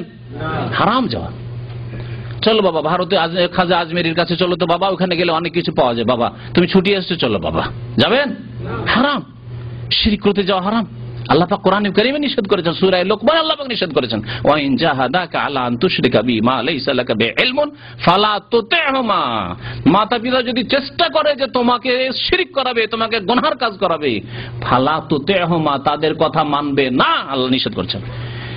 তবে মানবে না মানে তাদের সাথে ঝগড়া করো, বেয়াদবি করো না। ওয়া সাহিবহুমা ফিদ দুনিয়া মারুফা, তারা মুশরিক হইলেও, তারা পাপী হইলেও তাদের সাথে ভালো আচরণ করো, কারণ মা আর বাবা, ভালো আচরণ করো, খেতে দাও, টাকা পয়সা দাও, চিকিৎসা দাও, বাস করার জন্য ঘর বাড়ি দাও, ভালো কথা দাও, জি হিদায়াতের কথা বলো, উপদেশের কথা বলো। ওয়া সাহিবহুমা ফিদ দুনিয়া মারুফা, কিন্তু আনুগত্য করা যাবে না। তাহলে এখন আসুন, ইমাম আবু ইউসুফ রহমতুল্লাহ আলাইহি এবং মুহাম্মদ রহমতুল্লাহ আলাইহি, তাদের সামনে দুই ব্যক্তিত্ব, এক আমার ওস্তাদ আবু হানিফা রহমতুল্লাহ আলাইহি, আরেকদিকে মুহাম্মদুর রাসূলুল্লাহ সাল্লাল্লাহু আলাইহি ওয়াসাল্লাম। দেখছেন যে আমাদের ওস্তাদ ইমাম আবু হানিফা রহমতুল্লাহ সহিহ হাদিসের খেলাফ ফতোয়া দিয়েছেন। এখন তাদের করণীয় কি? করণীয় কি বলেন? নবীর সাথ দেওয়া না ওস্তাদের সাথ দেওয়া? কারণ নবী ওস্তাদের ওস্তাদের ওস্তাদের ওস্তাদ, সারা পৃথিবীর যিনি মুআল্লিম আউয়াল রাসূলুল্লাহ সাল্লাল্লাহু আলাইহি ওয়াসাল্লাম, স্পষ্ট তাহলে হক, এই জন্য তারা বিরোধিতা করেছেন। ওই রকমই আপনি নিজেকে ইমাম আবু ইউসুফের জায়গায় রাখেন, আপনি কি করবেন? আপনার সামনে একটি ইমাম আবু হানিফার ফতোয়া আসলো, আর একটি আসলো রাসূলুল্লাহ সাল্লাল্লাহু আলাইহি ওয়াসাল্লামের সহিহ হাদিস আসলো, আপনি কি করবেন? হ্যাঁ, রাসূলুল্লাহ সাল্লাল্লাহু আলাইহি ওয়াসাল্লামের সাথ দেবেন, কারণ তার উম্মত হয়ে কাল কিয়ামতে উঠতে হবে, তার শাফাআতের আশা রাখতে হবে, তার হাউজে কাউসার পেতে হবে। কোথাও ইমাম আবু হানিফা, শাফি, মালিক, আহমদের হাউজে কাউসার হবে না। জি, সবাই নাফসি নাফসি করবেন, সেইদিন নবী করিম সাল্লাল্লাহু আলাইহি ওয়াসাল্লাম উম্মতের খোঁজ নেবেন। সুতরাং তার উম্মত হইতে হলে প্রমাণ করতে হবে যে ইয়া রাসূলুল্লাহ আপনার সাথ দিয়েছিলাম, আপনার সাথ দিয়েছিলাম। আর যারা এর উল্টো করবে তাদের পরিণাম কি হবে তা বুঝতেই পারছেন। এখন শোনেন, তাহলে স্পষ্ট হয়ে গেল যে যদি কোন মাযহাবের তাকলিদ করা, মানে হানাফি হওয়া, শাফি হওয়া, মালিকি হওয়া, হাম্বলি হওয়া, কোন এক মাযহাবের তাকলিদ করা ফরজ হইতো, তাহলে এই ফরজ প্রথম কে আদায় করতেন? ইমাম আবু হানিফা রাহমাতুল্লাহ আলাইহির 1 নম্বর 2 নম্বর ছাত্র আবু ইউসুফ মুহাম্মদ বলতেন যে আমার ওস্তাদ বলে দিয়েছেন তাকলিদ করা ফরজ, সুতরাং বাস ফরজ। ফরজ, চুচেরা নেই। চুচেরা বুঝেন? ফার্সি ভাষা চু মানে কেন, হ্যাঁ, চেরা কি, এসব না। তো তো এখন মাসলা আসছে তায়াম্মুমের মাসলা। তায়াম্মুমের মাসলা ইমাম আবু হানিফা রহমতুল্লাহ আলাইহি এবং মুহাম্মদ রাহিমাতুল্লাহি আলাইহি এই দুইজনের মত হচ্ছে যে তায়াম্মুম করার জন্য মাটি আর বালি শর্ত না, মাটির মতো যা কিছু আছে তা দিয়ে তায়াম্মুম চলবে। যেমন বাংলায় পড়ে শোনাই না, গভর্নর তাদের কাছে শোনেন। তায়াম্মুম হলো মাটিতে দুবার হাত মারা। তারপরে বলছেন ইমাম আবু হানিফা ও মুহাম্মদ রাহিমাহুল্লাহ এর মতে মাটি জাতীয় যে কোনো বস্তু দ্বারা তায়াম্মুম জায়েজ। মাটি জাতীয় যে কোনো বস্তু দ্বারা তায়াম্মুম জায়েজ। যেমন কি বলছেন, যেমন মাটি একটা, বালু, পাথর, সুরকি বুঝেন তো, সুরকি, চুনা, হ্যাঁ চুনা, তারপরে হচ্ছে হরিতাল প্রভৃতি ইত্যাদি। সুরমা, এই যে সুরমা চোখে লাগাচ্ছেন, অত জরুরি নাই যে এই সৌদি আরবে মাটি পাওয়া যায় না, কোথায় মাটি খুঁজে বেড়াবো, পাকা বিল্ডিং এ থাকি, সুরমা আছে ঘরে, সুরমা রাখা আছে, নেন সুরমা, হয়ে গেল তেমন হয়ে গেল হানাফি মাযহাবে, বুঝলেন। দলিল, যেহেতু দলিল বিপরীত, সেই জন্য ইমাম আবু ইউসুফ কি বলছেন শোনেন, পড়ে শোনাচ্ছি। ওয়ায়াজুজু তায়াম্মুম ইনদা আবি হানিফা ওয়া মুহাম্মদ রাহিমাহুল্লাহ তাআলা বিকুল্লি মা কানা মিন জিনসিল আরদ, জমিন থেকে যা কিছু হয় তাতেই তায়াম্মুম চলবে। কাতুরাব, যেমন মাটি, বালি, পাথর ইত্যাদি, চুনা, সুরমা ইত্যাদি। ওয়াকালা আবি ইউসুফ রাহিমাহুল্লাহ তাআলা, ইমাম আবু ইউসুফ রাহমাতুল্লাহ আলাইহি বলছেন লা ইয়াজুজু, জায়েজ নয়। ওস্তাদ বলছেন যে জায়েজ, আর সাগরিদ বলছেন জায়েজ নয়, লা ইয়াজুজ, জায়েজ নয়। ইল্লা বিতুরাব ওয়ার রামাল, মাটি আর বালি ছাড়া অন্য কিছু দিয়ে চলবে না। সুরমা দিয়েও চলবে না, চুনা দিয়েও চলবে না, আর সিমেন্ট দিয়েও চলবে না, গারা দিয়েও চলবে না। হ্যাঁ, তো তারপরে শোনেন আর একটা ফতোয়া আবার, আশা করি মাসলা স্পষ্ট, যে আমাদেরকে কোরআন হাদিস মানতে হবে, এই কথা আমাদের আইম্মায়ে কেরামরা শিখিয়ে দিয়েছেন। ইমাম আবু ইউসুফ শিখিয়েছেন, তার আগে ইমাম আবু হানিফা শিখিয়েছেন। ইমাম আবু হানিফা রাহমাতুল্লাহ আলাইহির জীবনী মাস দুয়েক আগে আমি একটা বক্তব্য রেখেছি মঙ্গলবারে, যেসব ভাইরা শোনেননি শুনবেন সিডিতে, অডিওতে। তাতে ইমাম আবু হানিফা রাহমাতুল্লাহ আলাইহির সুন্দর সুন্দর উক্তিগুলি কোরআন এবং সুন্নাহকে আঁকড়ে ধরার ক্ষেত্রে, এজা সাহাল হাদিস ওয়া মাযহাবি, সহিহ হাদিসটাই হচ্ছে আমার মাযহাব, যেখানে সহিহ হাদিস পাবে সেটাই নেবে। অতক্ষণ পর্যন্ত তোমাদের জন্য ফতোয়া দেওয়া জায়েজ নয় আমাদের কথার উপর ভিত্তি করে, যতক্ষণ পর্যন্ত না জানবে যে কোথা থেকে আমরা বলেছি, কোন হাদিসের ভিত্তিতে, কোন দলিলের ভিত্তিতে। অন্ধ হয়ে ফতোয়া দিবে না যে কাল আবু হানিফা আমি বলেছেন হয়ে গেল, ফতোয়া দেওয়া হয়ে গেল। আর মুকাল্লিদ ভাইদের ফতোয়া এরকমই, মাসিক মদিনা পড়ে দেখেন, ফতোয়াতে কোন হাদিসের নাম লেখা আছে, অমুক হাদিসের দলিল আছে লেখা আছে, বা হেদায়েত আছে, বেকায়েত আছে, না ফতোয়া স্বামীতে আছে, না ফতোয়া আলমগিরিতে আছে, হ্যাঁ, বা জাজিয়াতে আছে, কাজী খানে আছে, হয়ে গেল। মানুষের কথা তাদের কাছে দলিল হয়ে গেছে। কোরআন সুন্নাহর আলোকে দলিল একমাত্র আল্লাহ পাকের কথা, আর মানুষের মধ্যে একমাত্র ওই ব্যক্তির কথা যার কাছে আল্লাহ রিসালাত পাঠিয়েছেন, ওয়াহি করেছেন, মুহাম্মদ সাল্লাল্লাহু আলাইহি ওয়াসাল্লাম, তার কথা একমাত্র দলিল, ব্যাস। তারপরে লেখক বলছেন তায়াম্মুম আর উযু, আপনারা জানেন যে উযুর বিকল্প কি, উযু করতে পারছেন না, তখন আপনি আশ্রয় নেবেন কার, তায়াম্মুমের। তাহলে দুটোর হুকুম একই হওয়া উচিত না, কিন্তু না। হানাফি ফিকাতে ইমাম কুদরি বলছেন ওয়ান নিয়াতু ফারযুন ফি তায়াম্মুমি ওয়া মুস্তাহাব্বাতুন ফিল উযুই, বলছে যে তায়াম্মুমে নিয়ত করা ফরজ আর উযুতে মুস্তাহাব। আরে ভাই, এই পার্থক্য কি, কোন যুক্তিতে? আল্লাহু আ'লাম।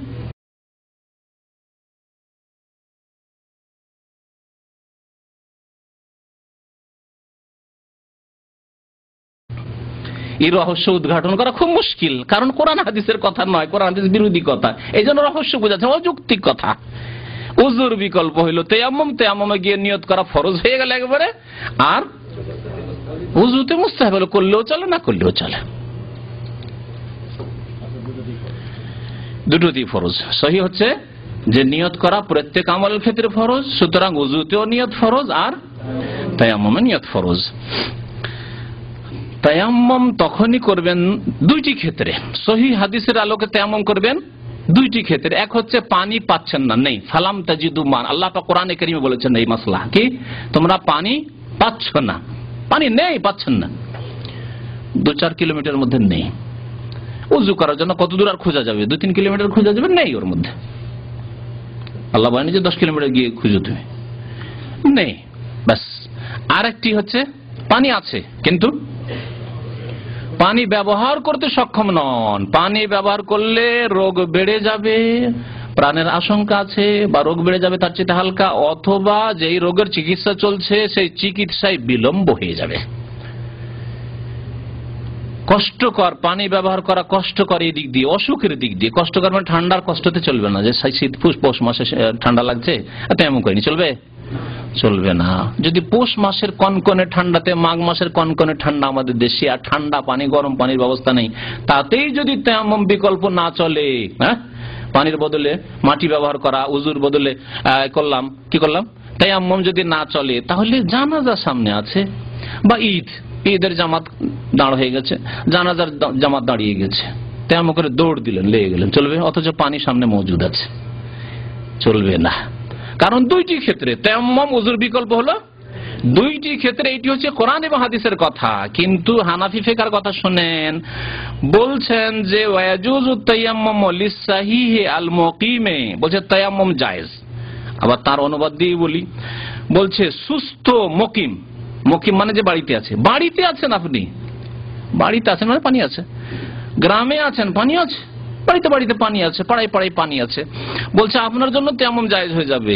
আর সুস্থ আপনি, আবার সামনে জানাজা উপস্থিত হইলে দেখছেন যে জানাজা এখন আল্লাহু আকবার হইতে যাচ্ছে, আর আমি এখন বাড়িতে আছি, উজু করতে গেলে ওইদিকে জানাজা জামাত ছুটে যাবে, তাড়াতাড়ি করে তেমন করে জামাতে লেগে যান। এটা হলো হানাফি ফতোয়া, কোরআন হাদিসের ফতোয়া না এটি। যদি তার ওলি অন্য কেউ হয়, ওলি অন্য কেউ হয় মানে থামাইতে পারছে না, তাহলে আর নিজে ওলি হলে ও না গেলে তার জানাজা হচ্ছে না, সেই জন্য অন্য কেউ কথা বলেছেন। উজু করতে গেলে নামাজ ছুটে যাবে, জানাজার নামাজ ছুটে যাওয়ার আশঙ্কা থাকলে তাহলে তার জন্য তায়াম্মুম করা জায়েজ। তারপরে আরো শোনেন 5 নম্বর, বলছেন তদ্রূপ কেউ ঈদের জামাতে হাজির হলো, এমত অবস্থায় সে আশঙ্কা করলো যে উজু করতে গেলে তার ঈদের জামাত ছুটে যাবে, তার জন্য তায়াম্মুম জায়েজ। এগুলি ফতোয়া হচ্ছে কোরআন এবং সহিহ হাদিসের পরিপন্থী ফতোয়া, বিরোধী ফতোয়া। এগুলি হচ্ছে ফিকহ কিতাবের মাসলা মাসাইল, যেগুলি ছেড়ে দেওয়া ফরজ, যেগুলি ছেড়ে দেওয়া ফরজ।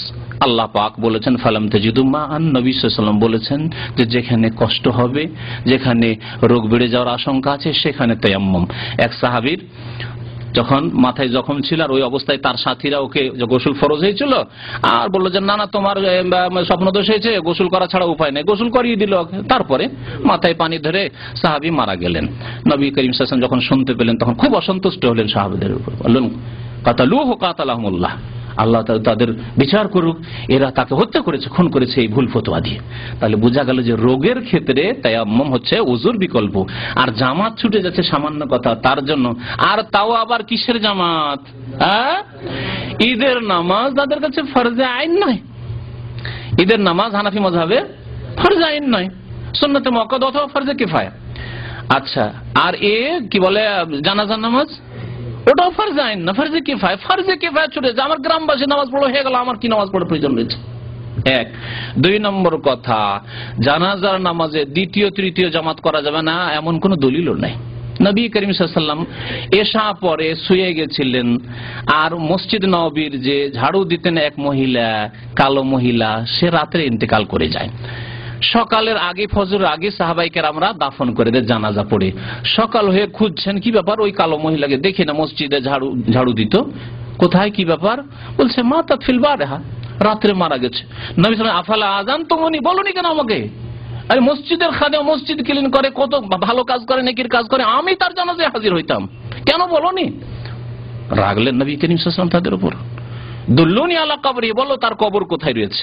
সকালবেলা, দিন হয়ে, রাত্রে জানাজা হয়ে গেছে, কত পরে নবী সাল্লাল্লাহু আলাইহি ওয়াসাল্লাম যাচ্ছেন, আর যাওয়ার পরে কবর সামনে করে জানাজা নামাজ পড়ছেন। তাহলে হাদিস কি প্রমাণ করে? যে প্রথম জামাত হয়ে গেছে, দ্বিতীয় হয়ে গেছে, তৃতীয় হয়ে গেছে, কোনো অসুবিধা নেই। আপনি গিয়েছেন, বাড়ি গেলে এখান থেকে খবর পেলেন, মায়ের ইন্তেকাল হয়েছে, বাবার ইন্তেকাল হয়েছে, ভাইয়ের ইন্তেকাল হয়েছে, স্ত্রীর ইন্তেকাল হয়েছে, খবর পেলেন, আর গিয়ে পৌঁছিলেন, যাওয়ার পরে দেখলেন জানাজা হয়তো 2-3-4 দিন হয়ে গেছে, কোনো অসুবিধা নেই। আপনি গেলেন, আমার স্ত্রী জানাজা আমি পড়বো, কবর সামনে করে জানাজা পড়েন আপনি। নবী করিম সাল্লাল্লাহু আলাইহি ওয়াসাল্লাম পড়েছেন, আর কি চান আপনি? তায়াম্মুম চলবে তার জন্য, জামাত ধরার জন্য না। যেগুলি চলবে সেগুলি নাজায়েজ এই মাযহাবে, যেগুলি চলবে সেগুলি নাজায়েজ। কি চলবে বললাম?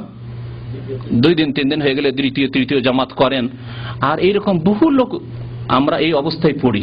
আমি একবার আল কাসিম থেকে দেশে গেলাম, তো আমার এক নিকট আত্মীয় মহিলার ইন্তেকাল হয়েছে, খুব নিকটের। গেলাম, যাওয়ার পরে জানাজা নামাজ পড়লাম, নবী করিম সাল্লাল্লাহু আলাইহি ওয়াসাল্লামের এই হাদিসের উপর আমল করলাম। আমার দেখার প্রয়োজন নেই যে অমুক কি বলেছেন, তমুক কি বলেছেন, অমুক হুজুর আর অমুক ইমাম কি বলেছেন। আমার দেখার প্রয়োজন রয়েছে যে কালা রাসূলুল্লাহ সাল্লাল্লাহু আলাইহি ওয়াসাল্লাম দুল্লুনি আলা কবরিহি, আল্লাহ রাসূল সাল্লাল্লাহু আলাইহি ওয়াসাল্লাম বলেছেন সহিহ বুখারী শরীফের হাদিস যে আমার কবর বাতিলে দাও ওই মহিলার, আমি জানাজার নামাজ পড়বো। আর জানাজা পড়লেন গিয়ে কবরকে সামনে করে, আমি জানাজার নামাজ পড়লাম। এই সুন্নতের প্রচার করতে হবে আর এই ভিত্তির ফতোয়াগুলিকে সরাইতে হবে, তাহলেই তো আমরা নবী করিম সাল্লাল্লাহু আলাইহি ওয়াসাল্লামের খাঁটি উম্মত হতে পারবো। জি, তাতে অসুবিধা নেই, আপনি কবর সামনে করে আপনি নামাজ পড়বেন, একটু দূরে সরে পড়েন, কবরের উপরে নামাজ পড়িয়েন না।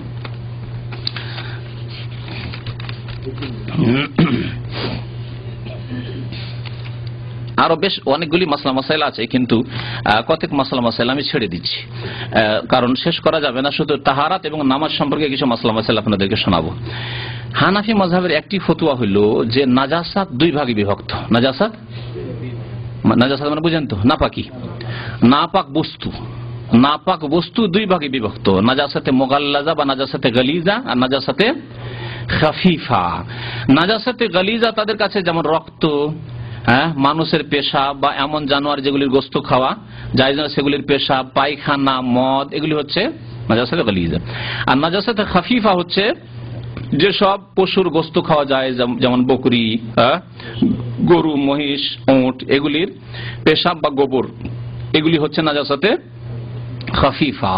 তাদের মতে এই নাজাসাতে গলিজা বা নাজাসাতে খাফিফার কিছু অংশ শরীরে নিয়ে কাপড়ে লাগিয়ে গায়ে লাগিয়ে নামাজ হয়ে যাবে।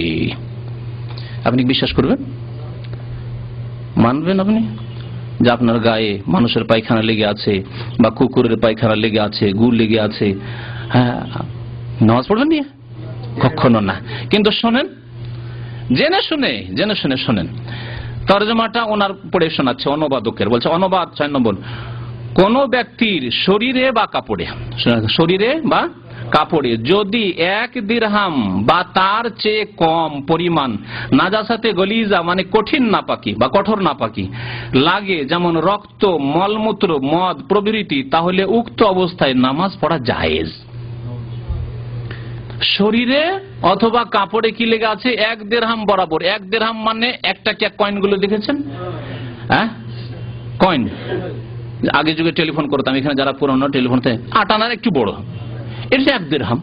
তো 1 দিরহাম পরিমাণ কয়েন বরাবর এতটুকু জায়গায় পায়খানা লেগে আছে, পায়খানা লেগে আছে, মদ লেগে আছে কাপড়ে বা গায়ে, নামাজ পড়েন। কুকুরের পায়খানা হোক, নাজাসাতে গালিজা, ওটাও সব চলবে, অসুবিধা নেই।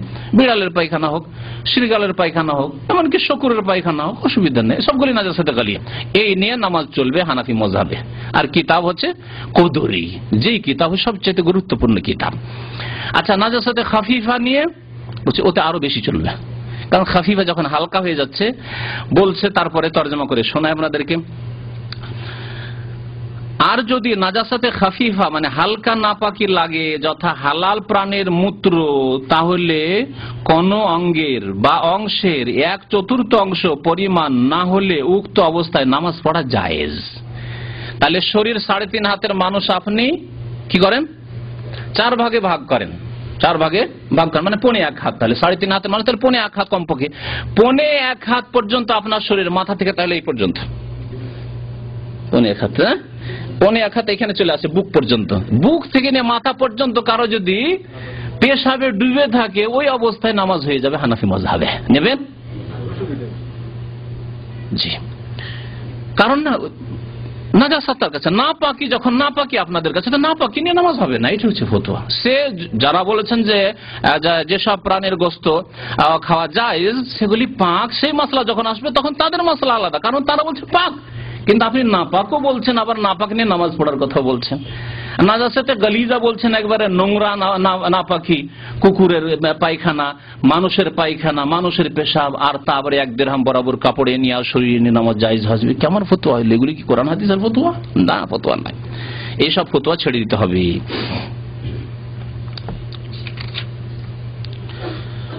নামাজের বিষয়ে আসি। এখন নামাজের মাসলা মাসাইলের ক্ষেত্রে হানাফি ভাইরা আসর নামাজ বিলম্ব করে পড়ে, জোহর নামাজ বিলম্ব করে পড়ে, ঠিক না? ফজর বিলম্ব করে পড়ে। জোহর আসর বিশেষ করে বলছি, এখানে জোহর আসরের মাসলাটি নিয়ে এসেছে, তারপরে ফজরও রয়েছে সামনে। বলছে কিতাবুস সালাত নামাজের অধ্যায়ে وأول وقت الظهر إذا زالت الشمس وآخر وقتها عند أبي حنيفة رحمه الله تعالى إذا صار ظل كل شيء مثله سوى في الزوال। জোহরের আউয়াল ওয়াক্ত হচ্ছে সূর্য গড়ে যাওয়ার পর, এটা ঠিক আছে, কারণ হাদিসে আছে ওয়াক্তু জোহর ইযা জালাতিশ শামস, সূর্য মাথার উপর থেকে গড়ে গেলেই কি হবে? জোহর আউয়াল ওয়াক্ত হয়ে গেল। কিন্তু শেষ ওয়াক্ত হাদিসে, সহিহ হাদিসে এসেছে যে আখির ওয়াক্তি জোহর যখন আসর শুরু হতে যাচ্ছে, সেটা হচ্ছে ইযা সারা জিল্লু কুল্লি শাইইন মিসলাহু, যখন প্রত্যেকটি বস্তুর ছায়া তার সমান হবে। মানে কাঠি একটা খাড়া করেন, খাড়া করে দেখছেন যে কাঠি সমান তার ছায়া হয়ে গেছে, তাহলে কি হয়েছে? আসরের সময় হয়ে গেছে, মানে জোহরের রক্ত বেরিয়ে গেছে। কিন্তু ইমাম আবু হানিফা রাহমাতুল্লাহ আলাইহি বলছেন যে না, 2 কাঠি হইতে হবে, 1 কাঠি না। 2 কাঠি হইলে জোহরের সময় শেষ হইল, আর তার সাথে সাথে ফাইয়ে জাওয়াল, ওটা সবার কাছে বাদ। ফাইয়ে জাওয়াল বলে দুপুরের সময় যখন মাথার উপর বেলা, তখন সামান্য একটা ছায়া থাকে, সামান্য একটা ছায়া থাকে। গ্রীষ্মকালে কম থাকে, কারণ মাথার উপর দিয়ে যেহেতু সূর্য যাচ্ছে কম থাকে, আর শীতকালে যেহেতু ওই দিক দিয়ে পালিয়ে যাচ্ছে, পূর্ব দিকে উঠছে আর ওই দিক দিয়ে সূর্যটা পালিয়ে যাচ্ছে, এই জন্য দেখা যাবে যে এরকম করে খাড়া করলে মাথার উপরে বেলা আছে, মানে এই সামনে আছে, কিন্তু ছায়াটা বড় হচ্ছে, এটাকে ফাইয়ে জাওয়াল বলে। ওই ছায়াটা বাদ দিয়ে 1 কাঠি হওয়াটা সহিহ হাদিস। 1 কাঠি যখন হয়ে গেছে, জোহর রক্ত শেষ, আসর রক্ত শুরু। কিন্তু ইমাম আবু হানিফা রাহমাতুল্লাহর নিকটে না, 2 কাঠি হইতে হবে। 2 কাঠি হলে তাহলে আসরের নামাজ 3টাই পড়তে পারছেন না, 3:30টায় পড়তে পারছেন না, কয়টায়? 5টায় গিয়ে। এই জন্য হানাফি ভাইয়েরা 5টার আগে তাদের মসজিদে বা 4:30টা 5টা হয়ে যায় অনেক সময়। যখন 6:30টায় বেলা ডুবে আমাদের, তখন তারা 5টা, তারপরে নামাজ পড়ে, তার আগে তারা নামাজ পড়ে না। আর জয়ীফ দুর্বল নামাজ তারা পড়ে, সহিহ হাদিস মোতাবেক তারা এই আসরের নামাজ পড়ে না, আসরের নামাজ বিলম্ব করে নামাজ পড়ে। অথচ নবী সাল্লাল্লাহু আলাইহি ওয়াসাল্লাম বলেছেন যে আসরের নামাজ বিলম্ব করে নামাজ পড়া হচ্ছে তিলকা সালাতুল মুনাফিকিন, মুনাফিকদের নামাজ। বিলম্ব করে নামাজ পড়া, আরামসে লম্বা শুইল আর শোয়ার পরে উঠলো। এখন 5টা বাজছে, ঘুম যথেষ্ট হয়ে গেছে, 3টার সময় খেয়ে শুয়েছেন, 5টায় উঠছে, যথেষ্ট না। তিলকা সালাতুল মুনাফিকিন। ইয়ান করো আরবান, 4টা ঠক্কর লাগাইলো, ধাঁধা করে তাড়াতাড়ি নামাজ পড়তে হবে কারণ বেলা যাচ্ছে না, এইরকম নামাজ না। তারপরে শোনেন ওয়াকাল আবু ইউসুফ ও মোহাম্মদ, দেখেন বিরোধিতা, ইমাম সাহেবের ওস্তাদের বিরোধিতা করছেন আবু ইউসুফ এবং মোহাম্মদ, 2 জনে বলছে ইযা সারা জিল্লু কুল্লি শাইইন মিসলাহু, যখন প্রত্যেক বস্তুর ছায়া তার বরাবর সমান হয়ে যাবে, তখন জোহরের সময় শেষ আর আসরের সময় শুরু। এটি হচ্ছে সহিহ হাদিস। সহিহ হাদিস মোতাবেক ইমাম আবু ইউসুফ মুহাম্মদ আমল করেছেন, আমরাও তার মোতাবেক আমল করব। ইমাম আবু হানিফা কি বললেন না বলবেন, আর অন্যরা কি বললো না বললো, সব দেখার না, আমাদের দেখার বিষয় রয়েছে রাসূলুল্লাহ সাল্লাল্লাহু আলাইহি ওয়াসাল্লাম থেকে কি প্রমাণিত রয়েছে। তাহলে এই হচ্ছে মাযহাবের দুর্বল হাদিস বা দুর্বল মাসলাগুলি, দুর্বল ফতোয়াগুলি। আযানের বিষয় মাসলা আরো রয়েছে এইরকমই। ফজরের বিষয়টি, ফজর আমাদের দেশে পড়ে একেবারে সূর্য ওঠার সামান্য 15 মিনিট, আধা ঘন্টা আগে নামাজ পড়ে। অথচ নবী সাল্লাল্লাহু আলাইহি ওয়াসাল্লাম গালাসে, মানে ভোরের অন্ধকারে নামাজ পড়তেন। মহিলারা সালাম ফিরে নামাজ পড়ে, সহিহ বুখারীতে হাদিস রয়েছে, বাড়ি ফিরে যেত, মা ইউরাফনা মিনাল গালাস, বুখারী শরীফের হাদিস বলছি। অন্ধকারের জন্য চেনা যেত না যে এগুলি কে।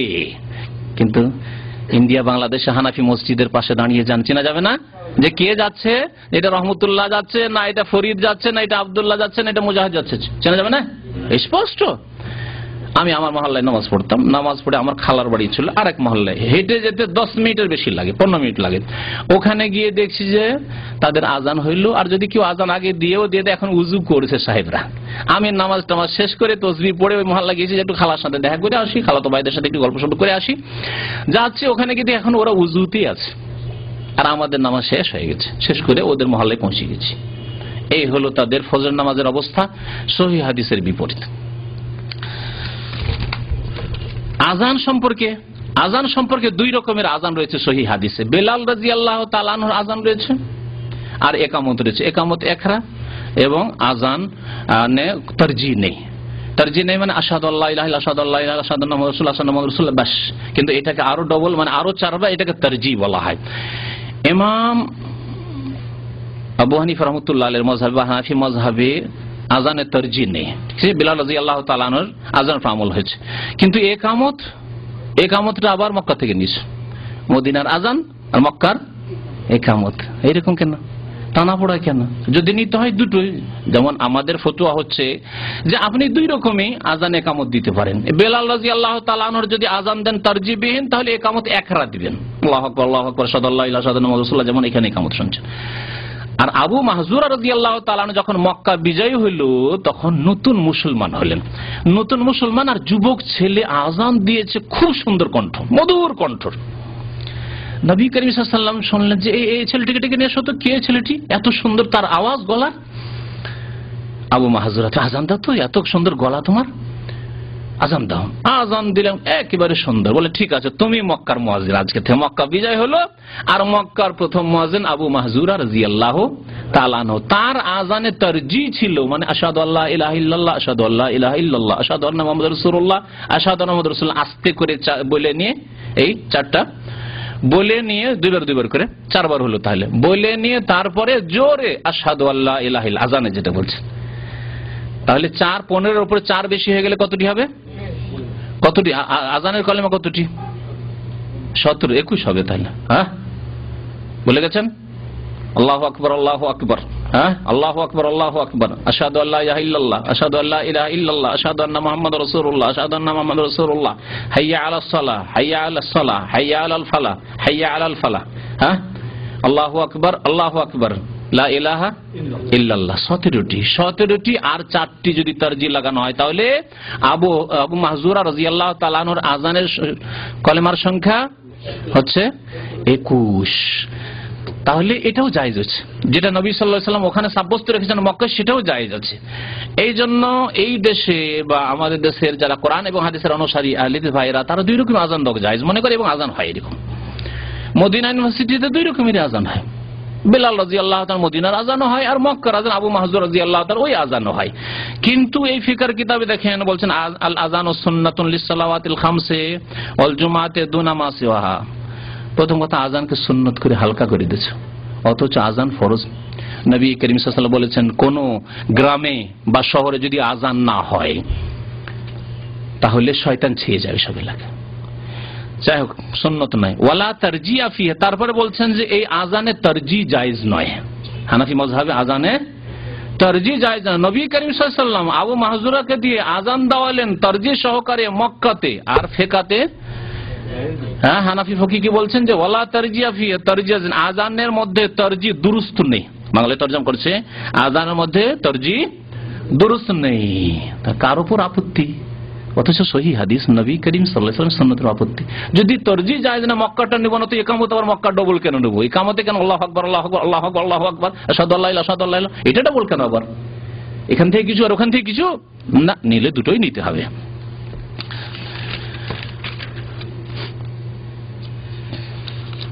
আরো বেশ কিছু ফতোয়া আছে, সময় শেষ হতে যাচ্ছে, এই জন্য ছেড়ে দিচ্ছি। নামাজে হানাফি ফিকাতে নামাজের ফরজ মাত্র 6টি। নামাজের ফরজ মাত্র 6টি। দাঁড়ানো, তার আগে তাকবীরে তাহরিমা, কিয়াম দাঁড়ানো, ওয়াল কিরাত মানে পড়া, সূরা ফাতিহা নয়, তাহলে কিরাত যে কোনো কিরাত, আর রহমান আল্লামাল কোরআন খালাকাল ইনসান, আল্লাহু আকবার, নামাজ হয়ে যাবে। সূরা ফাতিহা না পড়লেও নামাজ হয়ে যাবে, ইমামেরও পর্যন্ত। কারণ এটা ফরজ বলা হচ্ছে সবার ক্ষেত্রে, মুক্তাদির ক্ষেত্রে। মুক্তাদি তো তাদের কাছে নাজায়েজ, কিন্তু ইমাম বা একা নামাজ পড়ছেন আর আপনি বলেন কোন সূরা পড়ে নেন, বাস হয়ে গেল। সূরা ফাতিহা পড়া তাদের কাছে ফরজ নয়। কিরাত, রুকু, সিজদা, কাদা, আখিরা, শেষ বৈঠক কতটা করতে হবে? মিকদার তাশাহুদ, তাশাহুদ পড়ার পরিমাণ সহ, বসা শুধু কাদা বাস। তাহলে আত্তাহিয়াত পড়া তাদের কাছে ফরজ নয়, সালাম ফিরা তাদের কাছে ফরজ নয়, ইতমিনানের সাথে নামাজ পড়া, ধীরস্থিরতার সাথে ফরজ নয়, রুকনগুলিকে সুষ্ঠুভাবে আদায় করা, তাদিরুল আরকান, এগুলি তাদের কাছে ফরজ নয়। সহিহ হাদিসের আলোকে নামাজের ফরজ হচ্ছে কয়টি জানেন? 14টি ফরজ। এই এক গেল। তারপরে শোনেন, তাকবীর দেওয়ার সময় নবী করিম সাল্লাল্লাহু আলাইহি ওয়াসাল্লাম সারা জীবন আল্লাহু আকবার বলে নামাজ পড়েছেন। কোনদিন আল্লাহু আকবারের জায়গায় আর রহমান আকবার বলেছেন, আর রহমানু জলিলুন আর রহমানু কদিরুন বলেছেন? শোনেন, বলছেন ফাইন কালা, যদি বলে ইমাম সাহেব বা মুক্তাদি যে কেউ বদলা মিনাত তাকবীর তকবীর না বলে আল্লাহু আজাল, আল্লাহু আযম, আল্লাহু রহমান বা আর রহমানু আকবার, আজজাউ ইনদা আবি হানিফা ওয়া মুহাম্মদ, আবু হানিফা মুহাম্মদ দুজনে বলছেন রাহিমাহুল্লাহ, বলছেন যে জায়েজ হয়েছে। হ্যাঁ, শুধু তাই নয়, বরং নুরুল আনোয়ার কিতাবে রয়েছে, আলেম ফাজিলে যে কিতাবটি পড়া হয় উসুলে ফিকহের কিতাব, তাতে রয়েছে যে ফারসিতে যদি নামাজ পড়ে আর বলে আল্লাহু আকবার বলার দরকার, আল্লাহ বুজুর্গ বার্তার আস্ত, ব্যাস নামাজ হয়ে যাবে। আল্লাহ বুজুর্গ বার্তার আস্ত ফারসিতে বললো নামাজ হয়ে যাবে। ফারসিতে নামাজের তাকবীর হয়ে যাচ্ছে, সূরা ফাতিহা হয়ে যাচ্ছে, আর যখন জুমার খুতবার বিষয় আসছে আর ঈদের খুতবা বলছে জায়েজ হবে না। কেমন ফতোয়া দেখলেন? খুতবা শুনে মানুষ হেদায়েত হবে, বেনামাজি নামাজি হবে, বিদাতি হেদায়েতি হবে, সুন্নতি হবে, সেখানে জায়েজ হলো না খুতবা। বাংলা ভাষায় খুতবা জায়েজ হলো না, উর্দু ভাষায় খুতবা জায়েজ হলো না। এই ভিত্তিহীন ফতোয়া আর যুক্তিহীন ফতোয়া, যুক্তি বিরোধী ফতোয়া। যুক্তিসঙ্গত হচ্ছে যেই দেশের লোক যেই ভাষা বুঝে সেই ভাষাতে খুতবা খেতাব করতে হবে, সম্বোধন করতে হবে। যুক্তির উল্টো ফতোয়া। আর এইখানে নামাজের মধ্যে আল্লাহ বুজুর্গ বার্তার আস্ত, সূরা ফাতিহা বিসমিল্লাহ এগুলি ফারসিতে বলে নামাজ হয়ে যাবে। জাওয়াজাল কিরাআতা বিল লুগাতিল ফারসিয়াতে, যদি কারো দেখার ইচ্ছা হয় নুরুল আনোয়ার উসুল ফিকহের কিতাব, কওমি মাদ্রাসাতেও পড়া হয়, আলিয়া মাদ্রাসাতেও পড়া হয়। পড়েছেন না মুজাহিদ? এই যে জি বলছেন, জি। আরো যদি আলেমরা থাকে তো বলবেন। আর আমি পড়িনি, শুধু পড়িয়েছি নুরুল আনোয়ার, কারণ আহলে হাদিস মাদ্রাসাগুলি তো ওই নুরুল আনোয়ার আগে যুগে পড়াইতো, আর আমি ছাত্র জীবনে পড়েছি, শিক্ষকতার জীবনে এখানে আসার আগে আমি পড়িয়েছি। ওই নুরুল আনোয়ারে ফারসিতে তাকবীর, ফারসিতে সূরা ফাতিহা জায়েজ আছে। নামাজ জায়েজ হয়ে গেল, নামাজের বাইরে খুতবাটা জায়েজ হলো না, বড় আফসোসের কথা। তাহলে তাকবীর দিতে হবে আল্লাহু আকবার দিয়ে, কারণ এটি হচ্ছে নবী সাল্লাল্লাহু আলাইহি ওয়াসাল্লামের সুন্নাত তরিকা। এবং ইমাম আবু ইউসুফ রাহমাতুল্লাহ আলাইহি বলছেন যে লা ইয়াজুজ, জায়েজ নাই। আল্লাহু আজাল, আল্লাহু আযম, আল্লাহু কদির, আল্লাহু গফুর, এগুলো চলবে না। বলছেন লা ইয়াজুজ ইল্লা ইয়াকুল আল্লাহু আকবার, আল্লাহু আকবার বলতে হবে। আর একটু উনি জায়েজ করেছেন আল্লাহু আকবার নাকিরা না বলে আল্লাহুল আকবার অথবা আল্লাহুল কবির বললেও চলতে পারে। ইমাম আবু ইউসুফ বলছেন, কিন্তু আমি বলবো যে অন্যান্য উলামারা, ইমাম শাফি, ইমাম মালিক, ইমাম আহমদ, মুহাদ্দিসিন কেরাম, ইমাম বুখারী, মুসলিম, সমস্ত মুহাদ্দিসিন কেরাম বলেছেন না, নবী সাল্লাল্লাহু আলাইহি ওয়াসাল্লাম সারা জিন্দেগিতে কোনদিন আল্লাহুল কবির বলেননি। আল্লাহ কদির বলা তো দূরের কথা, আল্লাহ রহমান আজাল বলা তো দূরের কথা, আল্লাহুল আকবার বা আল্লাহুল কবির বলেনি, আল্লাহু আকবার বলেছেন।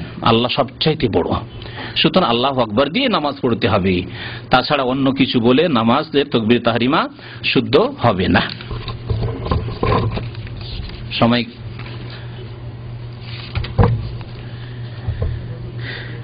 আর একটি ফতোয়া হচ্ছে ওয়ায়ুকরাহু তাকদিমুল আবদি ওয়াল আরাবি ওয়াল ফাসিক ওয়াল আমা।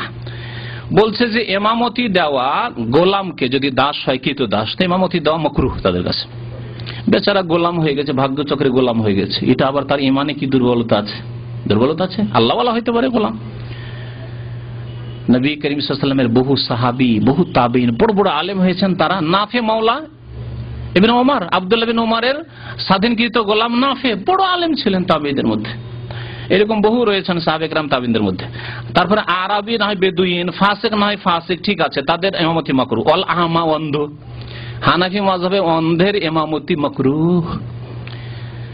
আরাফার মাঠে বর্তমানে আজকে প্রায় 20-25 বছর থেকে, কারণ আমার সৌদি আরবে 21 বছর হয়ে যাচ্ছে, তো এই 20-21 বছর থেকে দেখে আসছি প্রত্যেক হজে যে ইমামতি করেন আরাফার বড় জামে মসজিদের মসজিদ নামের আর কে বলেন? হ্যাঁ, সৌদি আরবের বর্তমান প্রধান মুফতি, তার নাম আব্দুল আজিজ বিন আব্দুল্লাহ আলী শেখ। তিনি দুই চোখের অন্ধ। তাহলে কি মাকরুহ ইমামতি হচ্ছে আরাফায় এই হানাফি ফিকার মতে? একটি এটা বাস্তবে বলতে পারেন হ্যাঁ হ্যাঁ মাকরুহ হচ্ছে। হ্যাঁ, তিনি ইমামতি ওখানে করতেন না, কিন্তু তিনি ছিলেন মসজিদে দিরার, রিয়াজে মসজিদে দিরার ইমাম। রিয়াজের সবচেয়ে বড় যে মসজিদ জামে কবির যেটাকে বলা হয়, যেমন শিকর জামে কবির বলা হচ্ছে এই মসজিদকে, রিয়াজের জামে কবির বলা হয়, দিরার বড় জামে মসজিদ। আমি দেখেছি, নামাজ পড়েছেন। সেখানকার ইমাম ছিলেন বিন বাজ আগে, আর এখন এই আলী শেখ রয়েছেন, এখনো অন্ধ। তাহলে কি মাকরুহ ইমামতি এত যুগ যুগ ধরে 30-40 বছর ধরে চলে আসছে? আরো শোনেন। এখন এগুলি তো না হয় মানুষের আমল আমরা পেশ করব না, এমনিতে পেশ করলাম। দলিল হিসাবে যখন পেশ করব, রাসূলুল্লাহ সাল্লাল্লাহু আলাইহি ওয়াসাল্লাম যখন জিহাদে গিয়েছেন, মদিনার মসজিদে নববীর ইমাম নায়েব তার অ্যাসিস্ট্যান্ট স্থলাভিষিক্ত নিযুক্ত করেছেন কাকে বলতে পারেন? আব্দুল্লাহ বিন উম্মে মাকতুম আল আমা, 2 চোখের অন্ধ। আমরা জিহাদে যাচ্ছি, তুমি যতদিন আমরা আসবো না, আমি আসবো না, মুহাম্মদ সাল্লাল্লাহু আলাইহি ওয়াসাল্লাম আমি রাসূল আসবো না, তুমি এই মসজিদে নববীর ইমামত করবে। তাই নবী সাল্লাল্লাহু আলাইহি ওয়াসাল্লাম কি মাকরুহ ইমামতি দিয়ে গেছেন? অন্ধ হইল বেচারা, আল্লাহওয়ালা যদি হয়, আলেম হয়, দিনদার হয়, হাফেজ হয়, সুন্দর কিরাত হয়, তাহলে তার ইমামতির বাধা কোথায়? ইমামতের বাধা হচ্ছে ফাসিক যদি হয়, বিদাতি যদি হয়, গুনাহগার হয়, অথবা আপনার এইরকম যেগুলি ত্রুটি রয়েছে শরীয়তে সেগুলি হয়, বা শুদ্ধ কিরাত পড়তে জানে না, বা ভালো আলেম আছে, তাহলে এই নগণ্যকে কেন দিবেন, তার ছোটকে কেন ইমামতি দিবেন, যোগ্যকে ইমামতি দেন, এগুলি বিষয় রয়েছে। কিন্তু বেচারা শুধু অন্ধ, সেই জন্য তার ইমামত মাকরুহ হয়ে গেল। এই এক ফতোয়া সহিহ হাদিস বিরোধী। হানাফি ফতোয়া, একটি ফতোয়া দিয়ে শেষ করি। সেই ফতোয়াটি শুনলে হাসবেন আপনারা, হাস্যকর ফতোয়া। হানাফি ফতোয়া কি বললাম যে তাদের কাছে নামাজের ফরজ হচ্ছে 6টি, তার মধ্যে সালাম আছে কি না, শুধু তাশাহুদের সমান বসে, আত্তাহিয়াতের সমান শুধু আত্তাহিয়াত, আল্লাহুম্মা সাল্লি আলা মুহাম্মাদ, তাদের কাছে এটা সুন্নত। দুরূদ পড়া, দুরূদ ইব্রাহিম পড়া তাদের কাছে সুন্নত। আর সহিহ হাদিসের আলোকে আমরা যা বিশ্বাস রাখি তা হচ্ছে দুরূদ পড়া হচ্ছে রুকুন, ফরজ। দুরূদ ইব্রাহিম ছাড়া নামাজ হয় না। তাহলে দুরূদ কে বেশি পড়ে চিন্তা করেন? হ্যাঁ, বিদাতি দুরূদ বেশি পড়ে। বিদাতি দুরূদ আল্লাহ পাক কবুল করবেন না, সুন্নতি দুরূদ আল্লাহ পাক কবুল করে। সুন্নতি দুরূদ আমাদের কাছে ফরজ, না পড়লে নামাজ হবে না। আচ্ছা, তাদের কাছে তাশাহুদ পড়াও ফরজ, মানে আসসালামু আলাইকা আইয়ুহান নবী পড়াও ফরজ না, শুধু বসা, মিকতারুত তাশাহুদ বসাল কাদা, বসতে হয় বাস।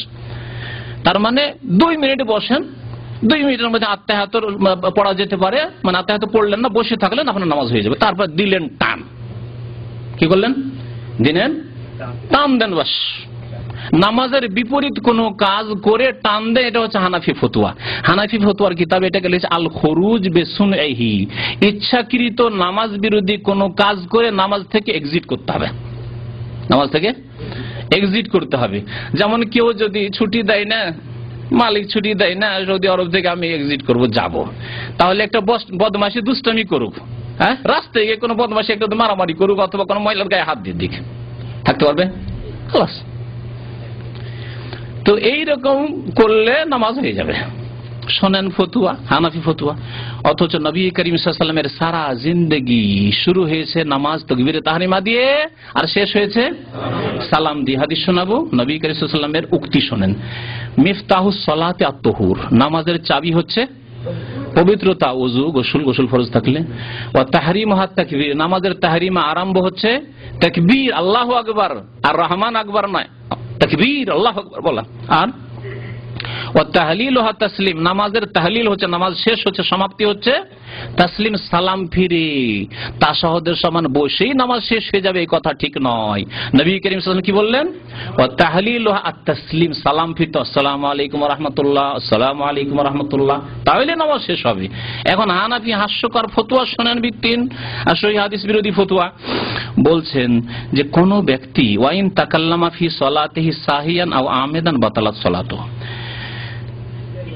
বলছে যে কেউ যদি ইচ্ছা করে অথবা ভুল করে কথা বলে নামাজের অবস্থায়, তো নামাজ বাতিল হবে, কথা ঠিক। এটা তারপরে মাসলা শুনেন। ওয়াইন সাবাকাহুল হাদাসু বাদামা কাদা কাদরাত তাশাহুদে তাওয়াদ্দা ওয়া সাল্লামা ওয়াইন তাআম্মাদাল হাদাসা ফি হাযিহিল হালাতি আও তাকাল্লামা আও আমিলা আমালান ইউনাফি সালাতা তাম্মাত সালাতুহু। আরবি পড়ে দিলাম, বাংলা তরজমা আমি না করে তার পড়াটা শোনাই আপনাকে। বলছেন যে যদি কারো তাশাহুদ পরিমাণ বসার পর উযু নষ্ট হয়ে যায়, উযু কি হয়ে যায়? নষ্ট হয়ে যায়। নষ্ট নিজে থেকে করেননি, ফুস করে বেরিয়ে গেছে, মানে অনিচ্ছাকৃত বেরিয়ে গেছে, নষ্ট হয়ে যায়, তাহলে উযু করে এসে সালাম ফিরবে। তাহলে নামাজ এখনো হয়নি। অনিচ্ছাকৃত যে বেরিয়ে গেল, ইচ্ছা করে বেরোলে না, ইচ্ছা করে এক্সিট করতে হতো, মানে দুষ্টামি করে এক্সিট করতে হয়তো, ভালোভাবে আমি ইচ্ছা করিনি তারপরে বেরিয়ে গেল, কাজ হবে না। বলছে যা উযু করে এসো, আর উযু করে এসে নামাজ আবার দৌড়াইতে হবে না, কি করতে হবে? শুধু এসে বসে সালামটা ফিরে দাও, হয়ে গেল। হ্যাঁ, বলছে উযু করে এসে সালাম ফিরাবে।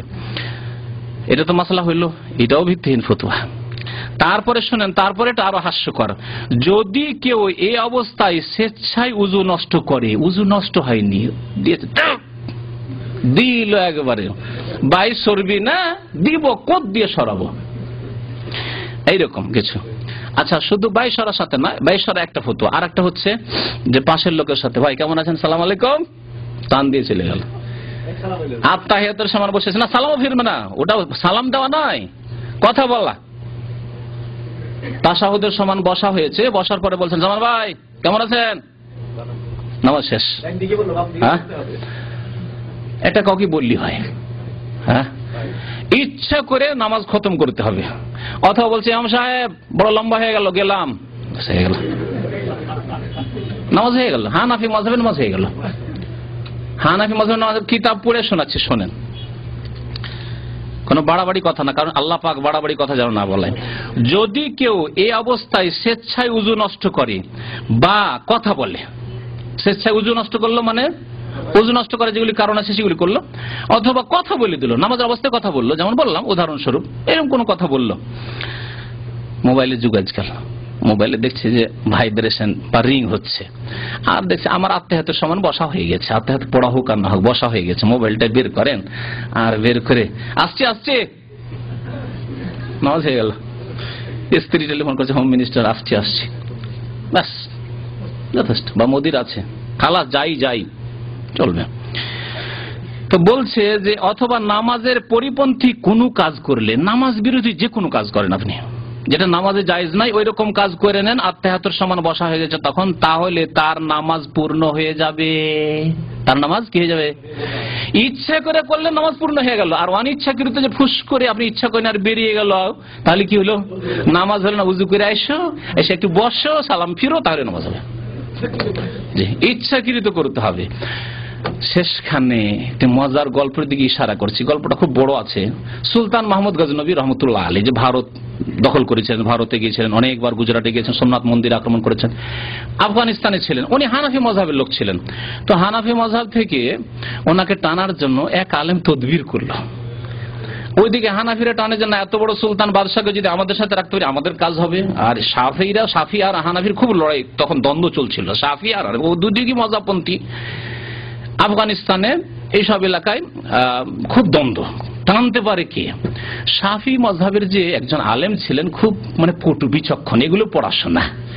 উনি বললেন, হযরত আপনি বাদশাহ নামদার, আপনাকে বলছি যে আপনাকে আল্লাহ পাক জ্ঞান দিয়েছেন, আমি একবার হানফি নামাজ পড়ে দেখাবো, একবার শাফি নামাজ পড়ে দেখাবো, যেই নামাজ আপনার পছন্দ হয় সেই মযহাব আপনি গ্রহণ করুন, আপনার ইচ্ছা। এখন তারপরে হানাফি নামাজ পড়ে দেখালেন। হানাফি নামাজ শুরু করলেন, প্রথমে বলেন কি দিয়ে শুরু করবেন? প্রথমে হ্যাঁ যতগুলি আছে হ্যাঁ শুরু করলেন।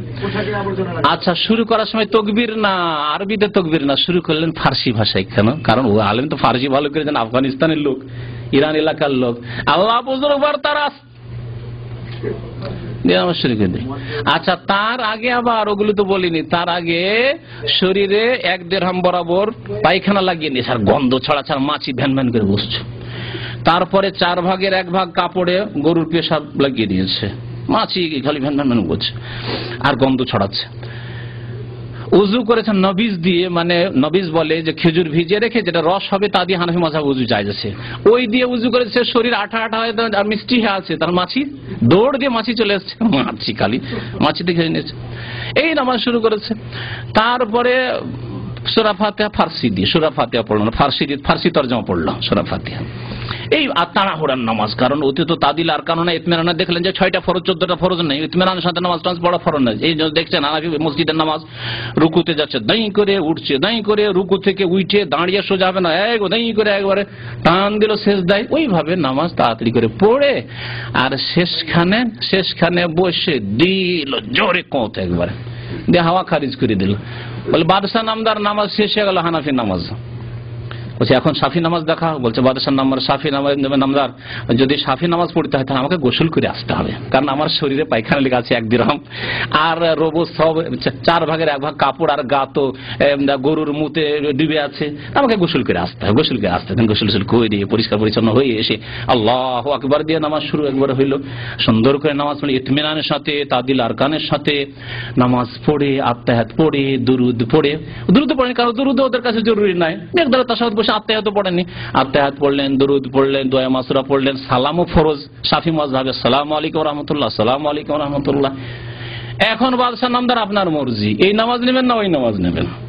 সেই নামাজ নেব, আরে ওই নামাজ কি নেবো, মাছি ম্যানমান করছে আর তোমার গন্ধ থাকা যায়, ওই নামাজ আবার কেন নিতে যাবো, ওই নামাজ নেব না। সেই দিন থেকে সুলতান মাহমুদ গজনবী হানাফি মাযহাব বাদ দিয়ে শাফি হয়ে গেলেন। এই যদি এটি মানে কিস্সাটি কোনো ভিত্তিহীন কিস্সা নয়, মানে কিস্সা কাহিনী উপন্যাসের মতো না, এই কিস্সা একটি কিতাব রয়েছে হাকিকাতুল ফিকহ, উর্দু ভাষায় রয়েছে কিতাবটি হাকিকাতুল ফিকহ, ওই কিতাবে উল্লেখ করা হয়েছে এবং তাতে বরাত দেওয়া হয়েছে যে কোন কিতাব থেকে নকল করেছেন সেই জামানা সুলতান মাহমুদ গজনবীর জামানায় বা তারপরের জামানায় যেসব কিতাব লেখা আছে সেই কিতাবের বরাত দিয়ে ঘটনাটি উল্লেখ করা হয়েছে। তো যাই হোক, সহিহ শুদ্ধ নামাজ যেন আল্লাহ পাক আপনাদেরকে আমাদেরকে পড়ার তৌফিক দান করেন। আল্লাহ পাক রব্বুল আলামিন যেন কোরআন এবং হাদিসের উপর আমল করার তৌফিক দান করেন। আল্লাহ পাক আমাদের সংশোধন করার যেন তৌফিক দান করেন। অন্ধ গোঁড়ামি আল্লাহ পাক যেন আমাদের দূর করে দেন। আল্লাহ পাক রব্বুল নবী করিম সাল্লাল্লাহু আলাইহি সাল্লামের ইত্তিবা করার অনুসরণ করার আমাদের সকলকে যেন তৌফিক দান করেন। ওয়া সাল্লাল্লাহু আলা নবিয়িনা মুহাম্মদ ওয়া আলা আলিহি ওয়া সাহবিহি আজমাইন। আল্লাহ পাক যেন আমাদেরকে যেখানে রাখেন সহি সালামতে রাখেন, আমাদের ঈমানের জানমালের সবকিছু আল্লাহ যেন হেফাজত করেন, আমাদেরকে ফিতনা ফাসাদ বালা মুসিবত থেকে জালেমদের জুলম অত্যাচার থেকে যেন আল্লাহ নিরাপদ রাখেন। আল্লাহ পাক আমাদেরকে যেন সুস্থ রাখেন, আমাদের ভাইদেরকে যেন সুস্থ রাখেন, সহি সালামতে রাখেন এবং সহি সালামতে আবার গন্তব্য স্থানে যেন ফিরিয়ে নিয়ে আসেন। ওয়া সাল্লাল্লাহু আলা নবিয়িনা মুহাম্মদ।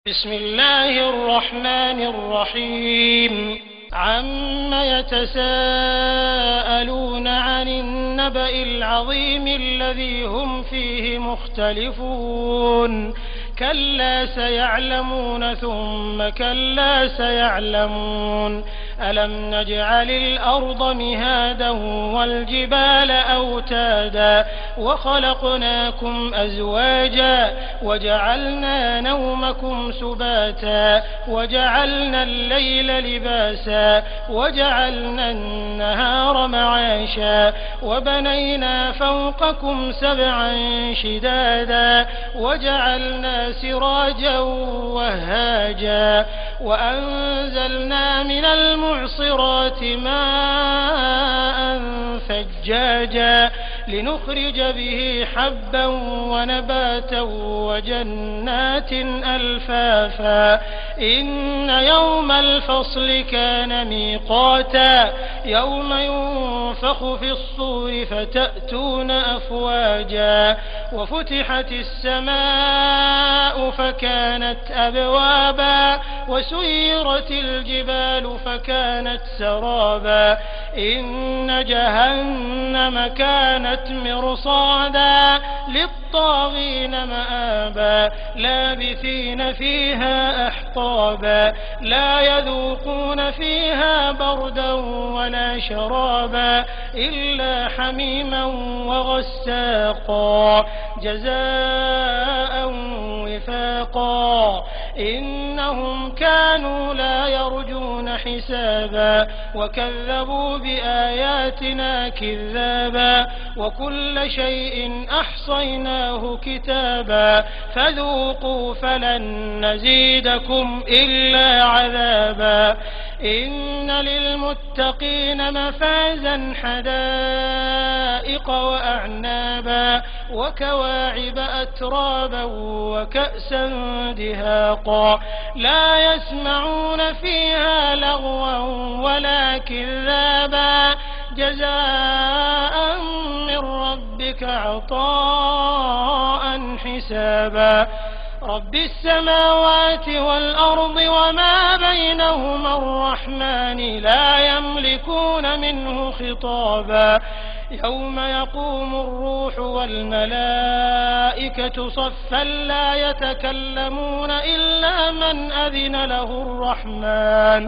لا يتكلمون إلا من أذن له الرحمن وقال صوابا ذلك اليوم الحق فمن شاء اتخذ إلى ربه مآبا إنا أنذرناكم عذابا قريبا يوم ينظر المرء ما قدمت يداه ويقول الكافر يا ليتني كنت ترابا بسم الله الرحمن الرحيم والنازعات غرقا والناشطات نشطا والسابحات سبحا فالسابقات سبقا فالمدبرات أمرا يوم ترجف الراجفة تتبعها الرادفة قلوب يومئذ واجفة أبصارها خاشعة يقولون أئنا لمردودون في الحافرة أئذا كنا عظاما نخرة قالوا تلك إذا كرة خاسرة فإنما هي زجرة واحدة فإذا هم بالساهرة هل أتاك حديث موسى إذ ناداه ربه بالوادي المقدس طوى اذهب إلى فرعون إنه طغى فقل هل لك إلى أن تزكى وأهديك إلى ربك فتخشى فأراه الآية الكبرى فكذب وعصى ثم أدبر يسعى فحشر فنادى فقال أنا ربكم الأعلى فأخذه الله نكال الآخرة والأولى إن في ذلك لعبرة لمن يخشى أأنتم أشد خلقا أم السماء بناها رفع سمكها فسواها وأغطش ليلها وأخرج ضحاها والأرض بعد ذلك دحاها أخرج منها ماءها ومرعاها والجبال أرساها متاعا لكم ولأنعامكم فإذا جاءت الطامة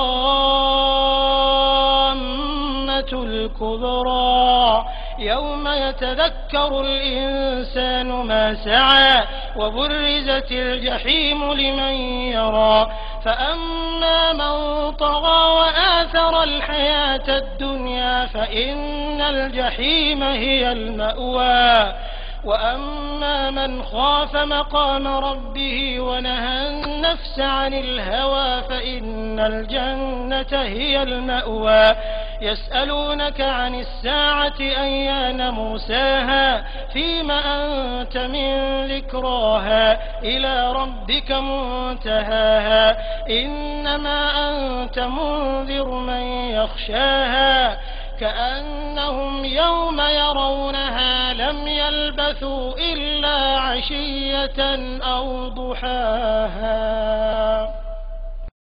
بسم الله الرحمن الرحيم عبس وتولى أن جاءه الأعمى وما يدريك لعله يزكى أو يذكر فتنفعه الذكرى أما من استغنى فأنت له تصدى وما عليك ألا يزكى وأما من جاءك يسعى وهو يخشى فأنت عنه تلهى كلا إنها تذكرة فمن شاء ذكره في صحف مكرمة مرفوعة مطهرة بأيدي سفرة كرام بررة قتل الإنسان ما أكفره من أي شيء خلقه من نطفة خلقه فقدره ثم السبيل يسره ثم أماته فأقبره ثم إذا شاء أنشره كلا لما يقض ما أمره فلينظر الإنسان إلى طعامه أنا صببنا الماء صبا ثم شققنا الأرض شقا فأنبتنا فيها حبا وعنبا وقضبا وزيتونا ونخلا وحدائق غلبا وفاكهة وأبا متاعا لكم ولأنعامكم فإذا جاءت الصاخة